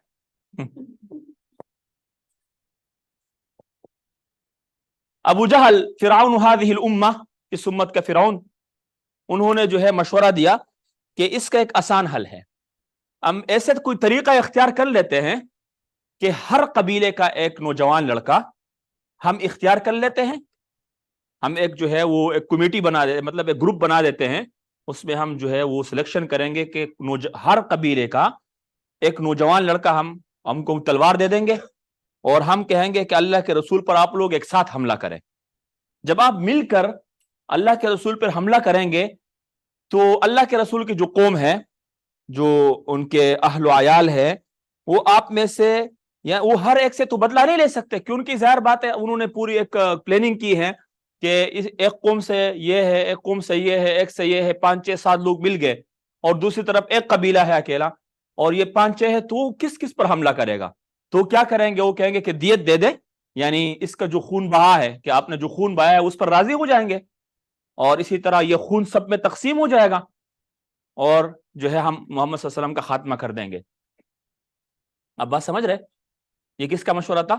ابو جہل کا۔ انہوں نے کیا کہا کہ ہم ہر قبیلے میں سے کچھ مطلب ایک چست اور جو ہے پرتھیلے نوجوانوں کو ساتھ لے کر ان کو ہم مطلب تلوار دے دیں، وہ ایک ساتھ حملہ کریں، حملہ مطلب اس طرف مطلب اشارہ یہ سر کہ حملہ کریں، اور حملہ کرنے کے بعد یہ خون سب میں برابر تقسیم ہو جائے گا، اور آخرکار وہ تو ظاہر بات ہے کس کس کو پکڑیں گے، کس کس پر حملہ کریں گے، آخرکار یہ ہوگا کہ وہ یوں کریں گے کہ وہ کہیں گے کہ ٹھیک ہے آپ ہمیں خون بہا دے دے اور جو دیت ہے وہ دے دے، تو یہ خون تقسیم ہو جائے گا۔ تو اس پر شیطان نے بہت زبردست طریقے سے جو ہے کہا کہ ویری گڈ، بولے یہ زبردست مشورہ ہے، کہہ رہے کہ یہ زبردست مشورہ ہے، اسی پر عمل ہونا چاہیے، لہٰذا ہم سب اسی پر متفق ہو جاتے ہیں۔ اور آخرکار جو ہے اسی کے ساتھ یہ میٹنگ ختم ہو گئی کہ کچھ نوجوانوں کو لے کر کوئی انہوں نے ٹائم طے کیا ہوگا کہ ہم اللہ کے رسول کے جو ہے وہ حملہ کریں گے۔ یہاں میں نے کہا نا وَيَمْكُرُونَ وَيَمْكُرُ اللَّهُ، یہاں یہ تدبیر کر رہے تھے، وہاں اللہ کی تدبیر ہے۔ اللہ رب العالمین نے جبریل امین کو اللہ کے رسول کے پاس بھیج دیا کہ اس فیصلے کی اطلاع اللہ کے رسول کو کر دی کہ اس طرح کی پلاننگ جو ہے وہ مکمل ہو چکی ہے، لہٰذا اب جس وقت یہ کام ہو آپ اپنے بستر پر نہ سوئے۔ رسول اللہ صلی اللہ علیہ وسلم کو اس وقت ہجرت کا حکم ملا کہ اب ہجرت کا وقت، یعنی اب یہ حد سے گزر چکے ہیں اور یہ آپ کو قتل کرنے کے منصوبے بنا رہے ہیں۔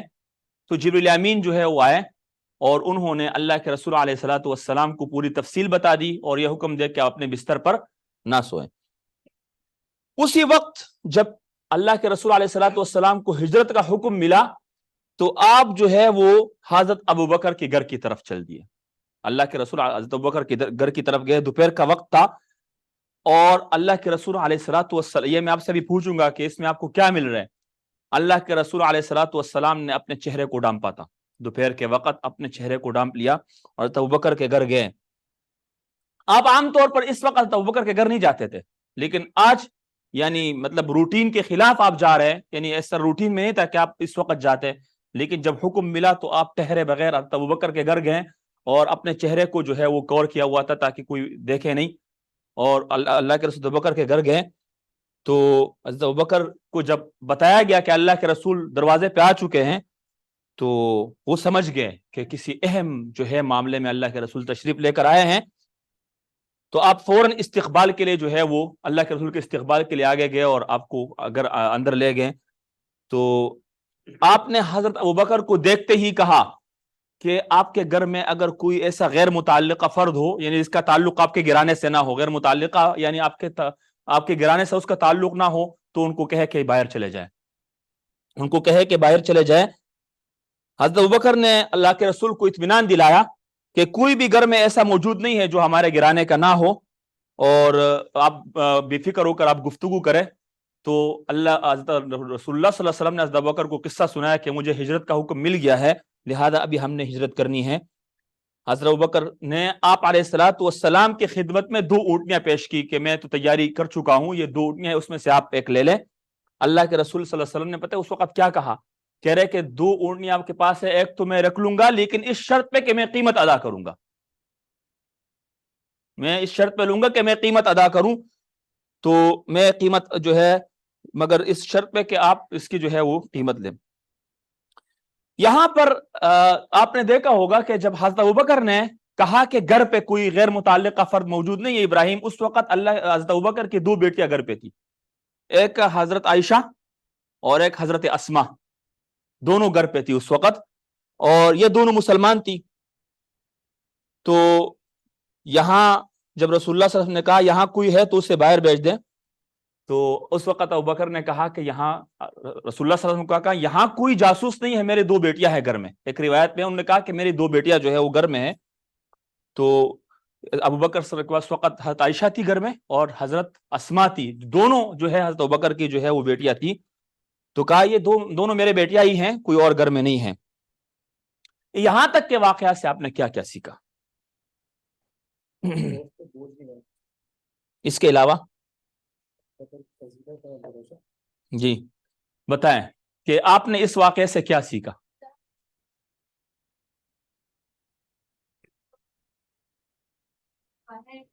نکالتے تو یہ بڑا ایک چیز ہے کہ بہت دفعہ ہم کوئی بات اپنی کرنا چاہتے ہیں لیکن ہمیں لگتا ہے کہ سامنے والے کو بری لگ جائے گی، جی لیکن اگر اس کو ہم ہیلدی وے میں ایکسپریس کریں جی تو بات صحیح رہ سکتی ہے. آپ چلو بڑے ہیلدی وے میں ایک بات اپنی کمیونیکیٹ کی. ہاں، انہوں نے پھر کسی کی طرف اشارہ بھی نہیں کیا کہ فلاں فلاں کو کہہ دے کہ باہر جائے. جی جس طرح حضور پاک کو پتا تھا کہ ہو سکتا ہے میری جان کو خطرہ ہو، تو اپنے گھر سے جب نکلے تو وہ انہیں اپنے چہرے کو جو ہے وہ چھپائے رکھا. تو یہ توکل کے خلاف، یعنی اللہ کے رسول علیہ الصلوۃ والسلام مزمل جب ان کو جبریل امین نے اطلاع دی کہ آپ کے قتل کے جو ہے منصوبہ جو ہے وہ تیار ہے، انہوں نے پلاننگ کی ہے، تو اس وقت وہ نکلے، دوپہر کا وقت تھا، اور انہوں نے اللہ کے رسول نے جو ہے اپنے چہرے کو چھپایا تاکہ مشرکین جو ہے وہ اس وقت دیکھیں نہیں، کیونکہ عام طور پر وہ اس وقت جاتے نہیں تھے، ان کو علم نہ ہو کہ اللہ کے رسول کس غرض سے جا رہے. تو یہ توکل کے خلاف نہیں ہے، بلکہ یہ اسباب کو اختیار کرنا ہے. اسباب کو، یعنی اگر آپ توکل کے ساتھ، یعنی اللہ پر توکل کے ساتھ ساتھ آپ اسباب کو بھی اختیار کر سکتے ہیں کہ آپ گاڑی لاک کر کے پھر کہے کہ بسم اللہ الذی لا یضر اور آ جائے، چابی چھوڑ کے آئے اور پھر کہتے ہیں کوئی نہ لے جائے، تو پھر جو ہے وہ داؤد کا موبائل بنے گا. تو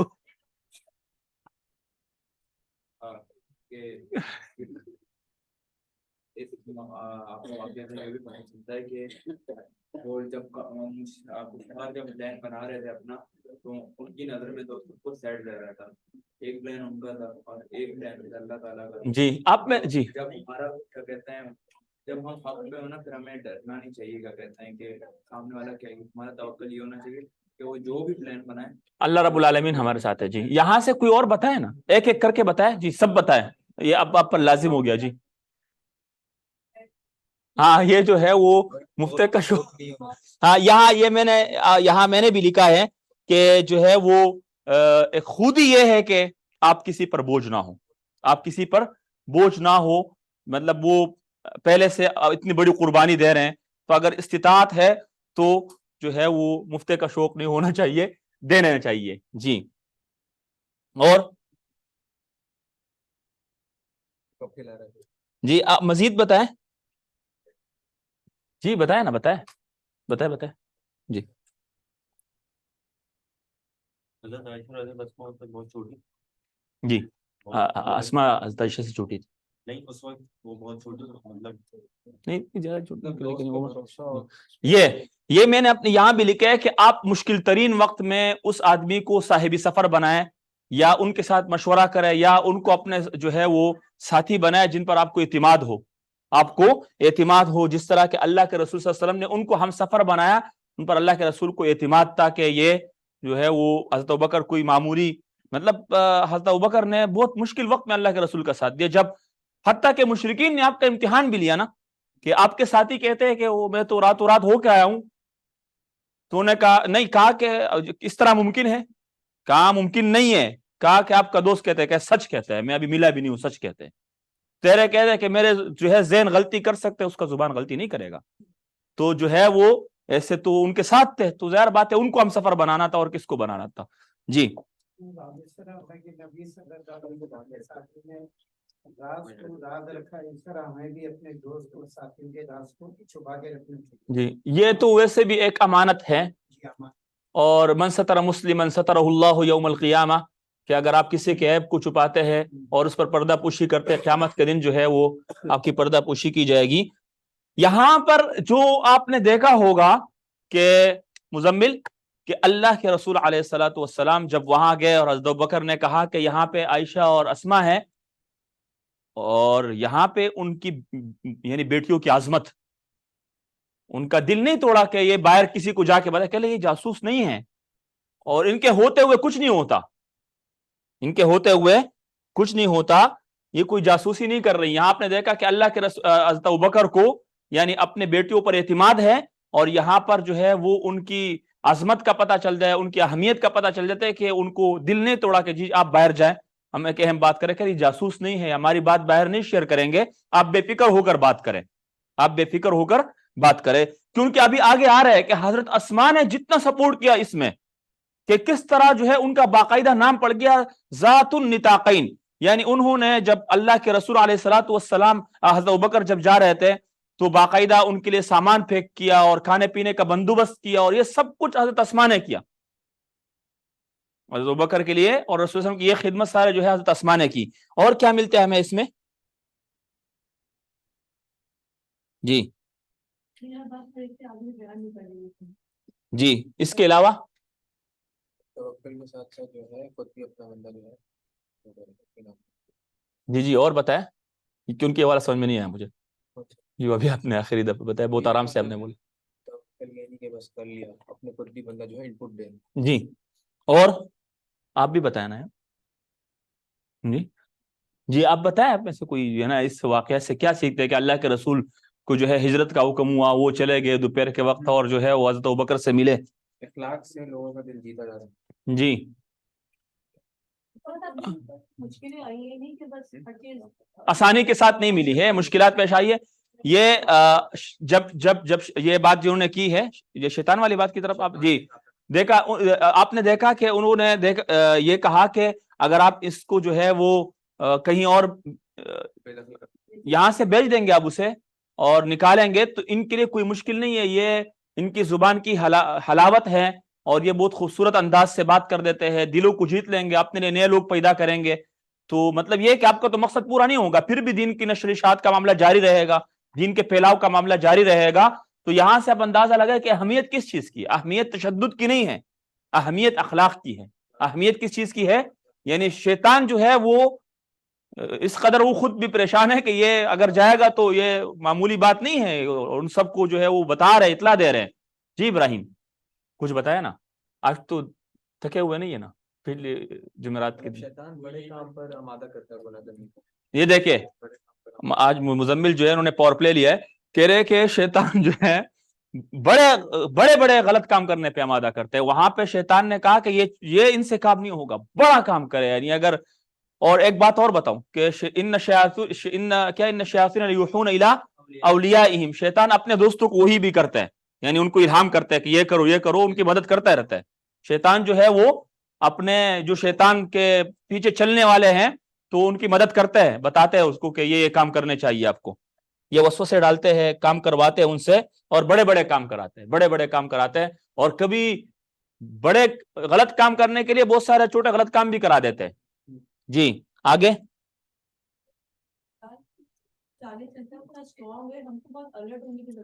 بالکل ہم بات جو ہے مسلسل کرتے آ رہے ہیں کہ دیکھیں شیطان جو ہے واقعی یعنی وہ یہ ہمیں گمراہ کرنے کی ہر وقت جو ہے اس طاق میں رہتے ہیں. ہمارے پاس اذکار ہے جو ہم جیسے ہم اعوذ باللہ من الشیطان الرجیم نماز میں ہی پڑھ لیتے ہیں, اذکار پڑھ لیتے ہیں صبح شام کے, اعوذ بکلمات اللہ التامات, یہ آخری جو صورتیں ہیں, اس سب کا جو ہے وہ مقصد کیا ہے, اپنے آپ کو مطلب یعنی مسلح رکھنا ہے. ہمارے پاس جو ہے وہ اسلحہ ہو اذکار کی شکل میں, وگرنہ شیطان ہم پر غلبہ پالے. یہاں تک کہ مطلب یہ جو سید الاستغفار ہے, سید الاستغفار پڑھنا, یعنی یہ تو باقاعدہ حدیث میں آتا ہے کہ ایک ویسا وقت بھی آئے گا کہ یصبح مؤمنا ویمسی کافرا, ایسا وقت آئے گا کہ آدمی صبح مسلمان ہوگا شام کو کافر ہوگا. اپنے یعنی ایسے منہ سے کفر الفاظ نکالے گا, ایسے کوئی عمل کرے گا ان کو پتہ بھی نہیں ہوگا, اسلام سے خارج ہو چکا ہوگا. اس وجہ سے ہر وقت یہ جو ہم جو ہے وہ نمازوں میں اللہ کے ساتھ رابطے میں ہوتے ہیں, یہ تو ایک دراصل ایک میٹنگ ہے. اللہ رب العالمین کے ساتھ یہ عہد کرتے ہیں کہ ایاک نعبد و ایاک نستعین, اور نماز کے اندر یہ بار بار تجدید کرنے کی ضرورت ہی یہی ہے کہ ہم جو ہے وہ شیطان اور اس کے شیطان کے چالوں سے, اس کی وسوسوں سے, اس کی تدابیر سے, مختلف طریقوں سے جو گمراہ کرنے کے اس کے طریقے ہیں, ہم اس سے محفوظ رہے. وگرنہ وہ انہوں نے تو یہ ایک عہد کیا ہے کہ سب کو گمراہ کرنا ہے, لأغوینہم اجمعین, سب کے سب کو گمراہ کرنا ہے. تو ہمارے پاس خاص طور پر صبح اور شام کے اذکار کا جو اہتمام ہے یہ تو ہم کسی صورت نہ چھوڑے, اذکار بہر صورت ہم اذکار پڑھیں. جی مزید. جی یہ مٹا دوں,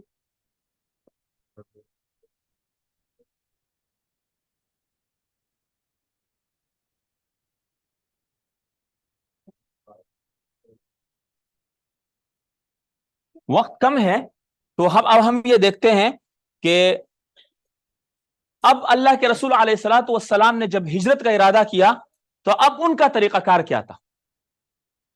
ان کا یعنی ان کی آپ جو ہے وہ رسول اللہ صلی اللہ علیہ وسلم ایک بہترین قائد بھی تھے اور بہترین مدبر یعنی امور کو تدبیر کرنے والے بھی تھے. تو جب یہ طے پایا کہ اب ہجرت کرنی ہے تو رات کے وقت جو ہے وہ مکہ مکرمہ سے جو مطلب غار ثور کی طرف نکلنا ہے. رات کے وقت کیوں؟ کہ یہ طے پایا کہ رسول اللہ صلی اللہ علیہ وسلم اور حضرت ابوبکر رات کے وقت یعنی مکہ کے جو جنوب میں غار ثور کی طرف نکلیں گے اور وہیں ٹھہریں گے. اس کا مقصد کیا تھا؟ نمبر ایک یہ ہے کہ رات کا وقت ہو تو لوگوں سے یعنی عام لوگوں کو پتہ نہ چلے. یہ ایک پلاننگ کا حصہ ہے, یہ مطلب ایک وسیلہ ہے کہ دن کی روشنی کی بجائے رات کے اندھیرے کا انتخاب کیا. آپ نے دیکھا ہوگا کہ بہت اہم اہم کام جو ہے وہ یہ جو میٹنگ وغیرہ کر رہے اسلام کے حوالے سے اور میثاق, اگر آپ بیعت عقبہ ثانیہ دیکھیں, یہ والا معاملہ دیکھیں تو رات کے وقت. اور دوسرا جو ہے وہ انہوں نے کیا کیا کہ مدینے کی بجائے یعنی جیسے یہ اب ایک آپ یوں سمجھے کہ ایک منصوبہ ہے. کیا ہے؟ منصوبہ ہے کہ وہ کیا کر رہے ہیں کہ وہ مکہ میں غار ثور میں دن کے وقت رات کے وقت جو ہے وہ جا رہے ہیں. اس کی ایک وجہ یہ بھی ہے عبدالسمی, ایک وجہ یہ بھی ہے کہ اگر ان کو یہ پتہ چل جاتا ہے کہ اللہ کے رسول تو چلے گئے تو وہ سب سے پہلے کہاں کا رخ کریں گے؟ کون سے راستے کا؟ مدینے کا. تو لہٰذا ان کو اس اندھیرے میں رکھنا تھا کہ ہم تو مدینے کی طرف جا ہی نہیں رہے. اگر وہ غار ثور میں جب تک اللہ کے رسول رہے انہوں نے باقاعدہ مدینے کے راستے پہ جو ہے نا لوگوں کو بتایا کہ آپ اس طرف جائیں اور دیکھ کے باقاعدہ انعام رکھا کہ اس طرح سے. مطلب یہ ہے کہ ان کا سب بڑا شک کس پہ جا رہا ہے, یعنی ان کا شک کس بات پہ جا رہا ہے؟ کون سے راستے پہ؟ مدینے. اور اللہ کے رسول جو ہے وہ مکہ کے جنوب میں وہ غار ثور میں ہے 3 دن تک. تو پہلے جو ہے انہوں نے یہ پلاننگ کی ہے کیونکہ مدینہ جو ہے مدینہ یہ مکہ کے جنوب میں ہے اور مدینہ جو ہے وہ جی شمال میں ہے. یہ شہر یہ جنوب اور شمال سمجھا دینا یار, ساؤتھ میں. ٹھیک ہے. اچھا, پھر آپ لوگوں نے یعنی حضرت ابوبکر اور انہوں نے یہ فیصلہ کیا کہ ہم 3 دن تک وہاں پہ سٹے کریں گے. تو 1 دن بھی تو کر سکتے تھے, 3 دن کیوں ضروری ہے؟ نہیں, تاکہ جو ہے وہ یہ لوگ جو کوششیں کر رہے ہیں نا کہ اللہ کے رسول تو مدینے کی طرف گئے ہوں گے, تو یہ جو ہے ان کو پتا, یہ بالکل ان کو یقین ہو جائے گا کہ اس طرف گئے ہی نہیں, لہٰذا یہ راستہ چھوڑ دو. 3 دن کے بعد تو پھر بھی اسی راستے سے آنا تو تھا, لیکن ان کے شک کو ختم کر دیا بالکل. 3 دن وہاں پہ گزارے اور مقصد یہی تھا. اچھا, اس کے بعد اللہ یہ تو دوسری تدبیر تھی. میں نے کہا اللہ کے رسول علیہ الصلوۃ والسلام نے توکل بھی کیا اور پلاننگ بھی کی. اور تیسرا کام یہ کیا کہ اللہ کے رسول علیہ الصلوۃ والسلام نے صحرائی جو راستے ہیں یعنی صحرائی جو راستے ہیں اس سے واقفیت رکھنے والے ایک جو ہے اپنے ساتھ ایک جو ہے وہ گائیڈ لیا اور ان کے ساتھ باقاعدہ جو ہے وہ معاملات طے کیے کہ آپ کو کیا ملے گا اور آپ ہمیں اس راستوں سے نکالیں گے, یعنی راستہ بتانے والا کہ کون سے راستے بہتر رہیں گے. اس کا نام تھا عبداللہ ابن ارقد. عبداللہ ارقد یہ مشرک تھا. عبدالسمی یہ جو مشرک تھا, اللہ کے رسول نے ان سے بات کی اور ان کو کہا کہ ہم مثلا حضرت ابوبکر نے اللہ کے رسول نے کہا ہم آپ کو اتنا پے کریں گے, آپ نے ہمیں مدینے کے راستے پہ آپ نے ہمیں جو ہے گائیڈ لائن دینی ہے کہ ہم کیسے نکلے اس راستے سے. ہم نے اور ان کے ساتھ جو ہے وہ 3 دن بعد ان کے ساتھ یہ ڈیلنگ کی کہ 3 دن بعد آپ آئیں گے, ہمیں غار ثور کے جو ہے وہیں سے آپ ہمیں لیں گے. اور حضرت ابوبکر نے اپنی دونوں اونٹیاں بھی اس کے حوالے کی. عبداللہ بن ارقد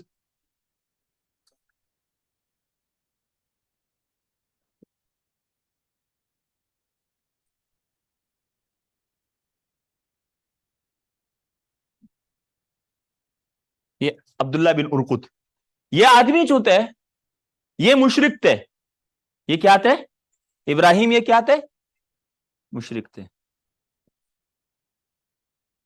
پھر بھی یعنی شرک کرنے والے تھے, پھر بھی حضرت ابوبکر نے क्योंकि ये अपने फन में माहिर थे, यानी अपने काम में ये महारत रखते थे। तो हजरत अबू बकर ने इनसे बात की कि आप हमें जो सहरा का रास्ता है, सहरा का रास्ता है, आप हमें इसमें गाइडलाइन देंगे, हम आपको इतने इतने पैसे देंगे। तो ये क्या वजह है नहीं, ये क्या वजह है कि ये मुशरिक होने के बावजूद उन पर इतना ट्रस्ट किया जा रहा है? एक तो अपने काम में माहिर है, दूसरा उनको यकीन था कि ये रासपाश नहीं करेगा। मतलब ये है कि इससे मारूफ होगा, इनके दरमियान रहने वाले आदमी है। तो कभी अगर आपको यकीन हो कि ये फुला आदमी अपने काम में माहिर है, तो गैर मुस्लिम भी हो, तो आप उनसे काम ले सकते हैं, आप उनसे काम ले सकते हैं, और उन पर आपको एतमाद हो, यकीन हो, तो मतलब उजरत दे के उनसे काम ले सकते हैं, उजरत दे के उनसे काम ले सकते हैं, यानी पैसे इवज यानी उनको पेमेंट करके सैलरी वगैरह दे के काम ले सकते हैं आप उनसे, उनको कुछ पे करके आप उनसे काम ले सकते हैं। ये कितनी बातें हो गई? तीन तो मुझे याद है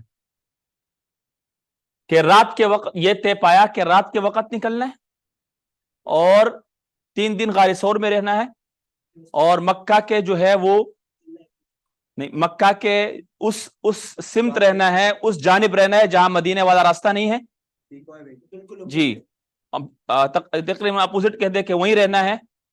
और दूसरी बात यह है कि अपने साथ गाइड लेना है, और जिसको रास्ते का पता हो।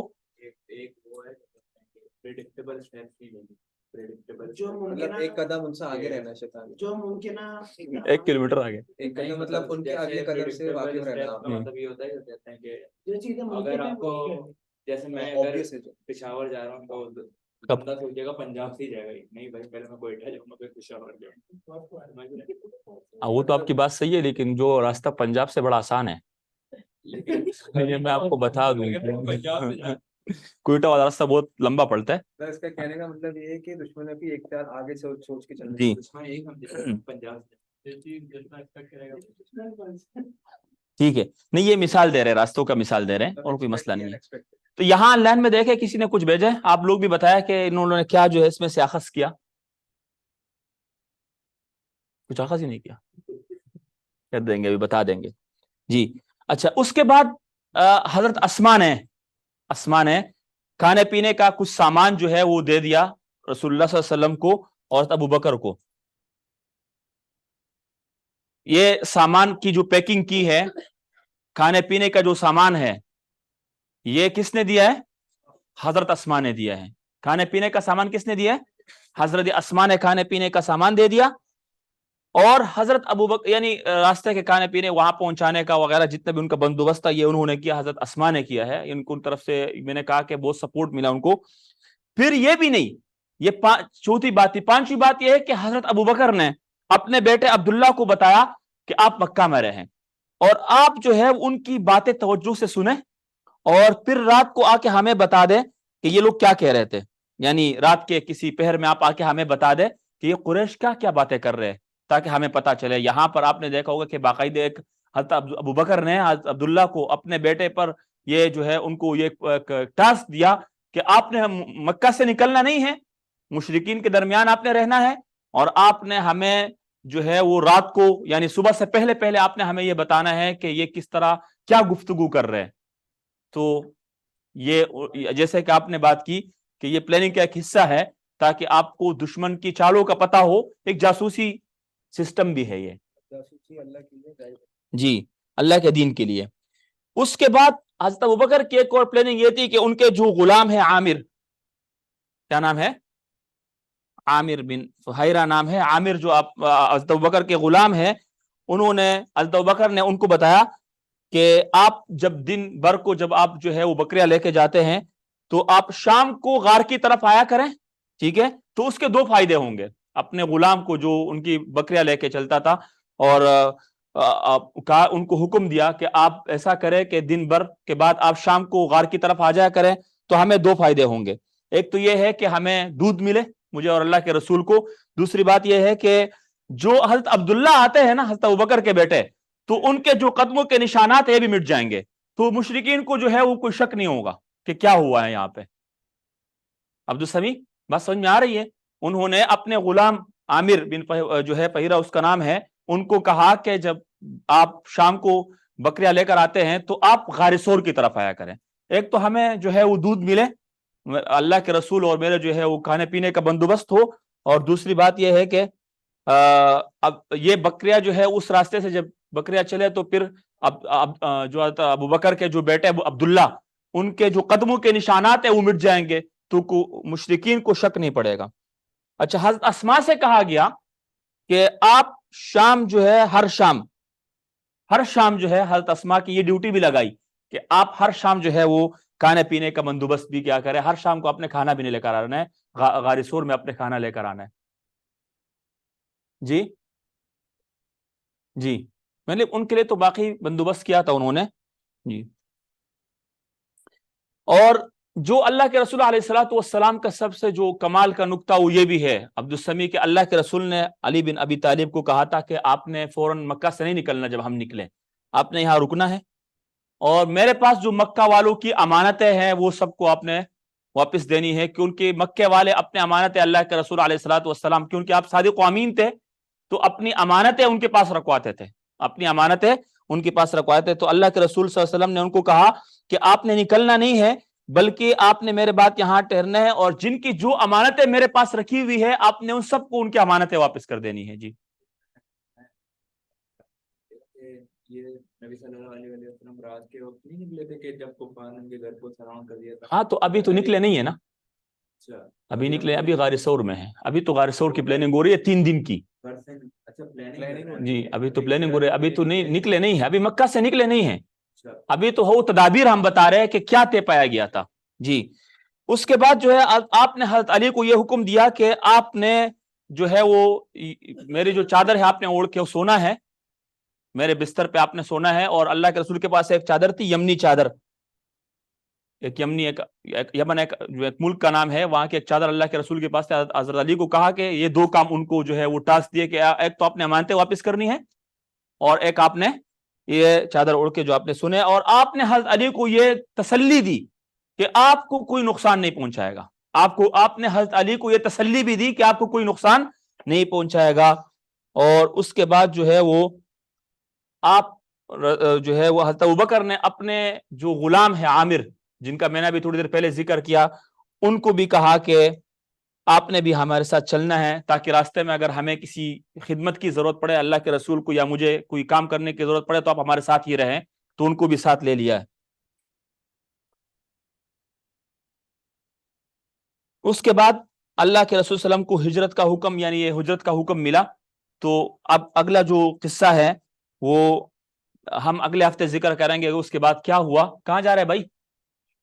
اچھا, تو ابھی تک اتنے تقریباً یہ میں نے کوئی 10-11 پوائنٹ آپ کے سامنے رکھے ہیں. آپ نے مجھے بس ایک پوائنٹ بتانا ہے کہ آپ نے اس والے پوائنٹ سے یہ بات سیکھ لی. جی, تو ایک جو بات ہے پورے لیکچر کا جو یہ ہے کہ پورے لیکچر میں ایک بات سیکھ لی نہیں, بہت کچھ سیکھا, لیکن جو ٹیک اوے بولتے ہیں نا کہ ایک جو وہ ہے کہ ایمان بہت, جو ایک پوائنٹ بتائے گا اس کی چھٹی. جی, جو ایمان کے بعد نبی صلی اللہ علیہ وسلم جو بولے, جی آن لائن والوں سے بھی گزارش ہے, اگر کوئی جو ہے وہ کوئی ان کے ذہن میں کوئی بات ہے, کوئی وہ پوائنٹ ذکر کرنا چاہتے ہیں تو ضرور ذکر کرے, وقت جو ہے وہ کم ہے. جی, ایمان جو ہوتے تھے تو سوال نہیں اٹھاتے تھے, مانتے تھے. بہترین کہ جو آپ اپنے صحابی کو حکم دیتے تھے وہ فوراً جو ہے اس حکم کی تعمیل کرتے تھے. کوئی یہ نہیں کرتے کیوں, کیسے, کیا ہوگا, اس کا نتیجہ کیا ہوگا, نہیں, فوراً جو ہے وہ بات کرتے تھے. جی بتائیں. ٹھیک ہے, کام کی تیاری بہت ضروری ہے.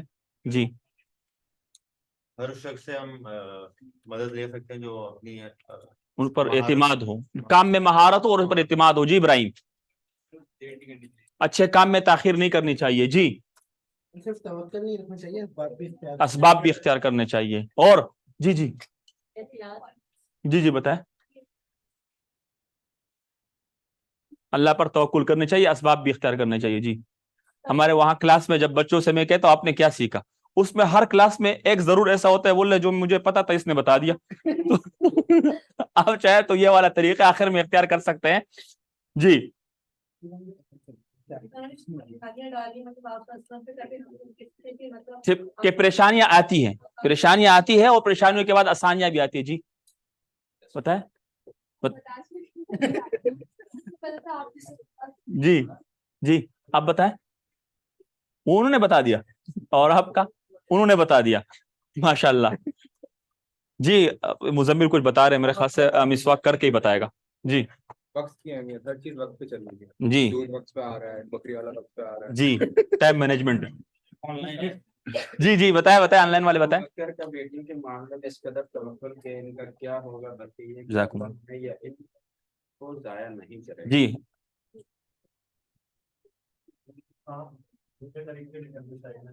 जी दीन के कुछ काम जो है उसके लिए खुफिया तरीके से भी करने चाहिए। जी इब्राहिम आपने नहीं बताया। कोई भी काम करने से पहले पूरी प्लानिंग करनी चाहिए। अल्लाह माफ करे 5वीं दफा है यार, और बात हुई नहीं, बात बता दो यार। लोगों की महारत नजर में रखना। लोगों की महारतों को, यानी सामने वाले के स्किल्स जो है पूरी तरह आपको मालूम हो। जी लोगों पे नजर रखिए, जो भी काम करे मशवरे से करे। जो भी काम करे यानी मशवरे में खैर और बरकत है, मशवरे से करे। जी हाँ प्लानिंग पहले से करनी चाहिए। इसके अलावा जी तवक्कुल के साथ बत, लेवल बहुत स्ट्रॉन्ग करने की जरूरत जी जी आपके ईमान जो है वो मजबूत हो, या आप बताने वाले थे? नहीं, मैं बता दूं। अच्छा हाँ बता दिया था, यहाँ आवाज नहीं आ रही। जी फजीलत, अबू बकर की फजीलत। जी अली की कुर्बानी। चले आप जो है वो अगले पीर तक। जी जी दोस्त मिलेंगे। आप ऐसा करें कि अगले पीर तक यानी इंशाल्लाह अगले अगले क्लास तक आपने कोई 4 जो है 5 ऐसे पॉइंट जिक्र करें कि आप आज के जमाने से आप कनेक्ट कर दे। बस औरत का मकाम भी बताया है। जी जी और यार नया बता दो ना। उन्होंने बता दिया नया जितना भी। क्या शेख जितना तो लोग जानते हो, ये सारे वो पॉइंट्स नहीं जानते बारे में। आप कुछ बताना चाह रहे हैं? नहीं, मतलब मैंने तो कॉपी बंद कर दी। जी आपने क्या सीखा? मैंने ये सीखा जो आप लोगों ने बताया कुछ कुछ करके। जी बताया बताया। इनका पॉइंटर है देखो। जी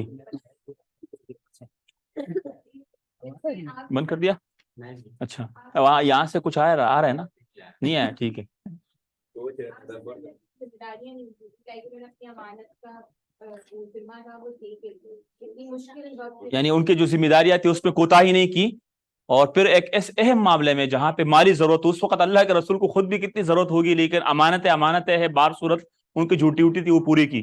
जी उन्होंने अबू बकर ने जी अपनी बेटियों को इस तरह मतलब तरबियत की। थी कि उनको पूरा भरोसा है। जैसे होता है ना आजकल बच्चों बात ही कर देते हैं। जी ठीक है। जी तो आप जो है ना कोई भी 5 ऐसे पॉइंट जिक्र करें कि आप उसको आज के किसी भी मसले से आप उसे जोड़ दें। ग्रुप में मुझे मुजम्मिल तकरीबन जो है वो दरमियान हफ्ते में और आखिर में एक दिन कबल आप उसका मुझे तस्कीर करेंगे, इनको दोबारा याद दहानी करेंगे, या चाहे तो आप ग्रुप में जिक्र कर दें, वहां ग्रुप में लिख ले, सब मुस्तफीद होंगे, हमें वक्त बच जाएगा अगले हफ्ते के लिए इंशाल्लाह।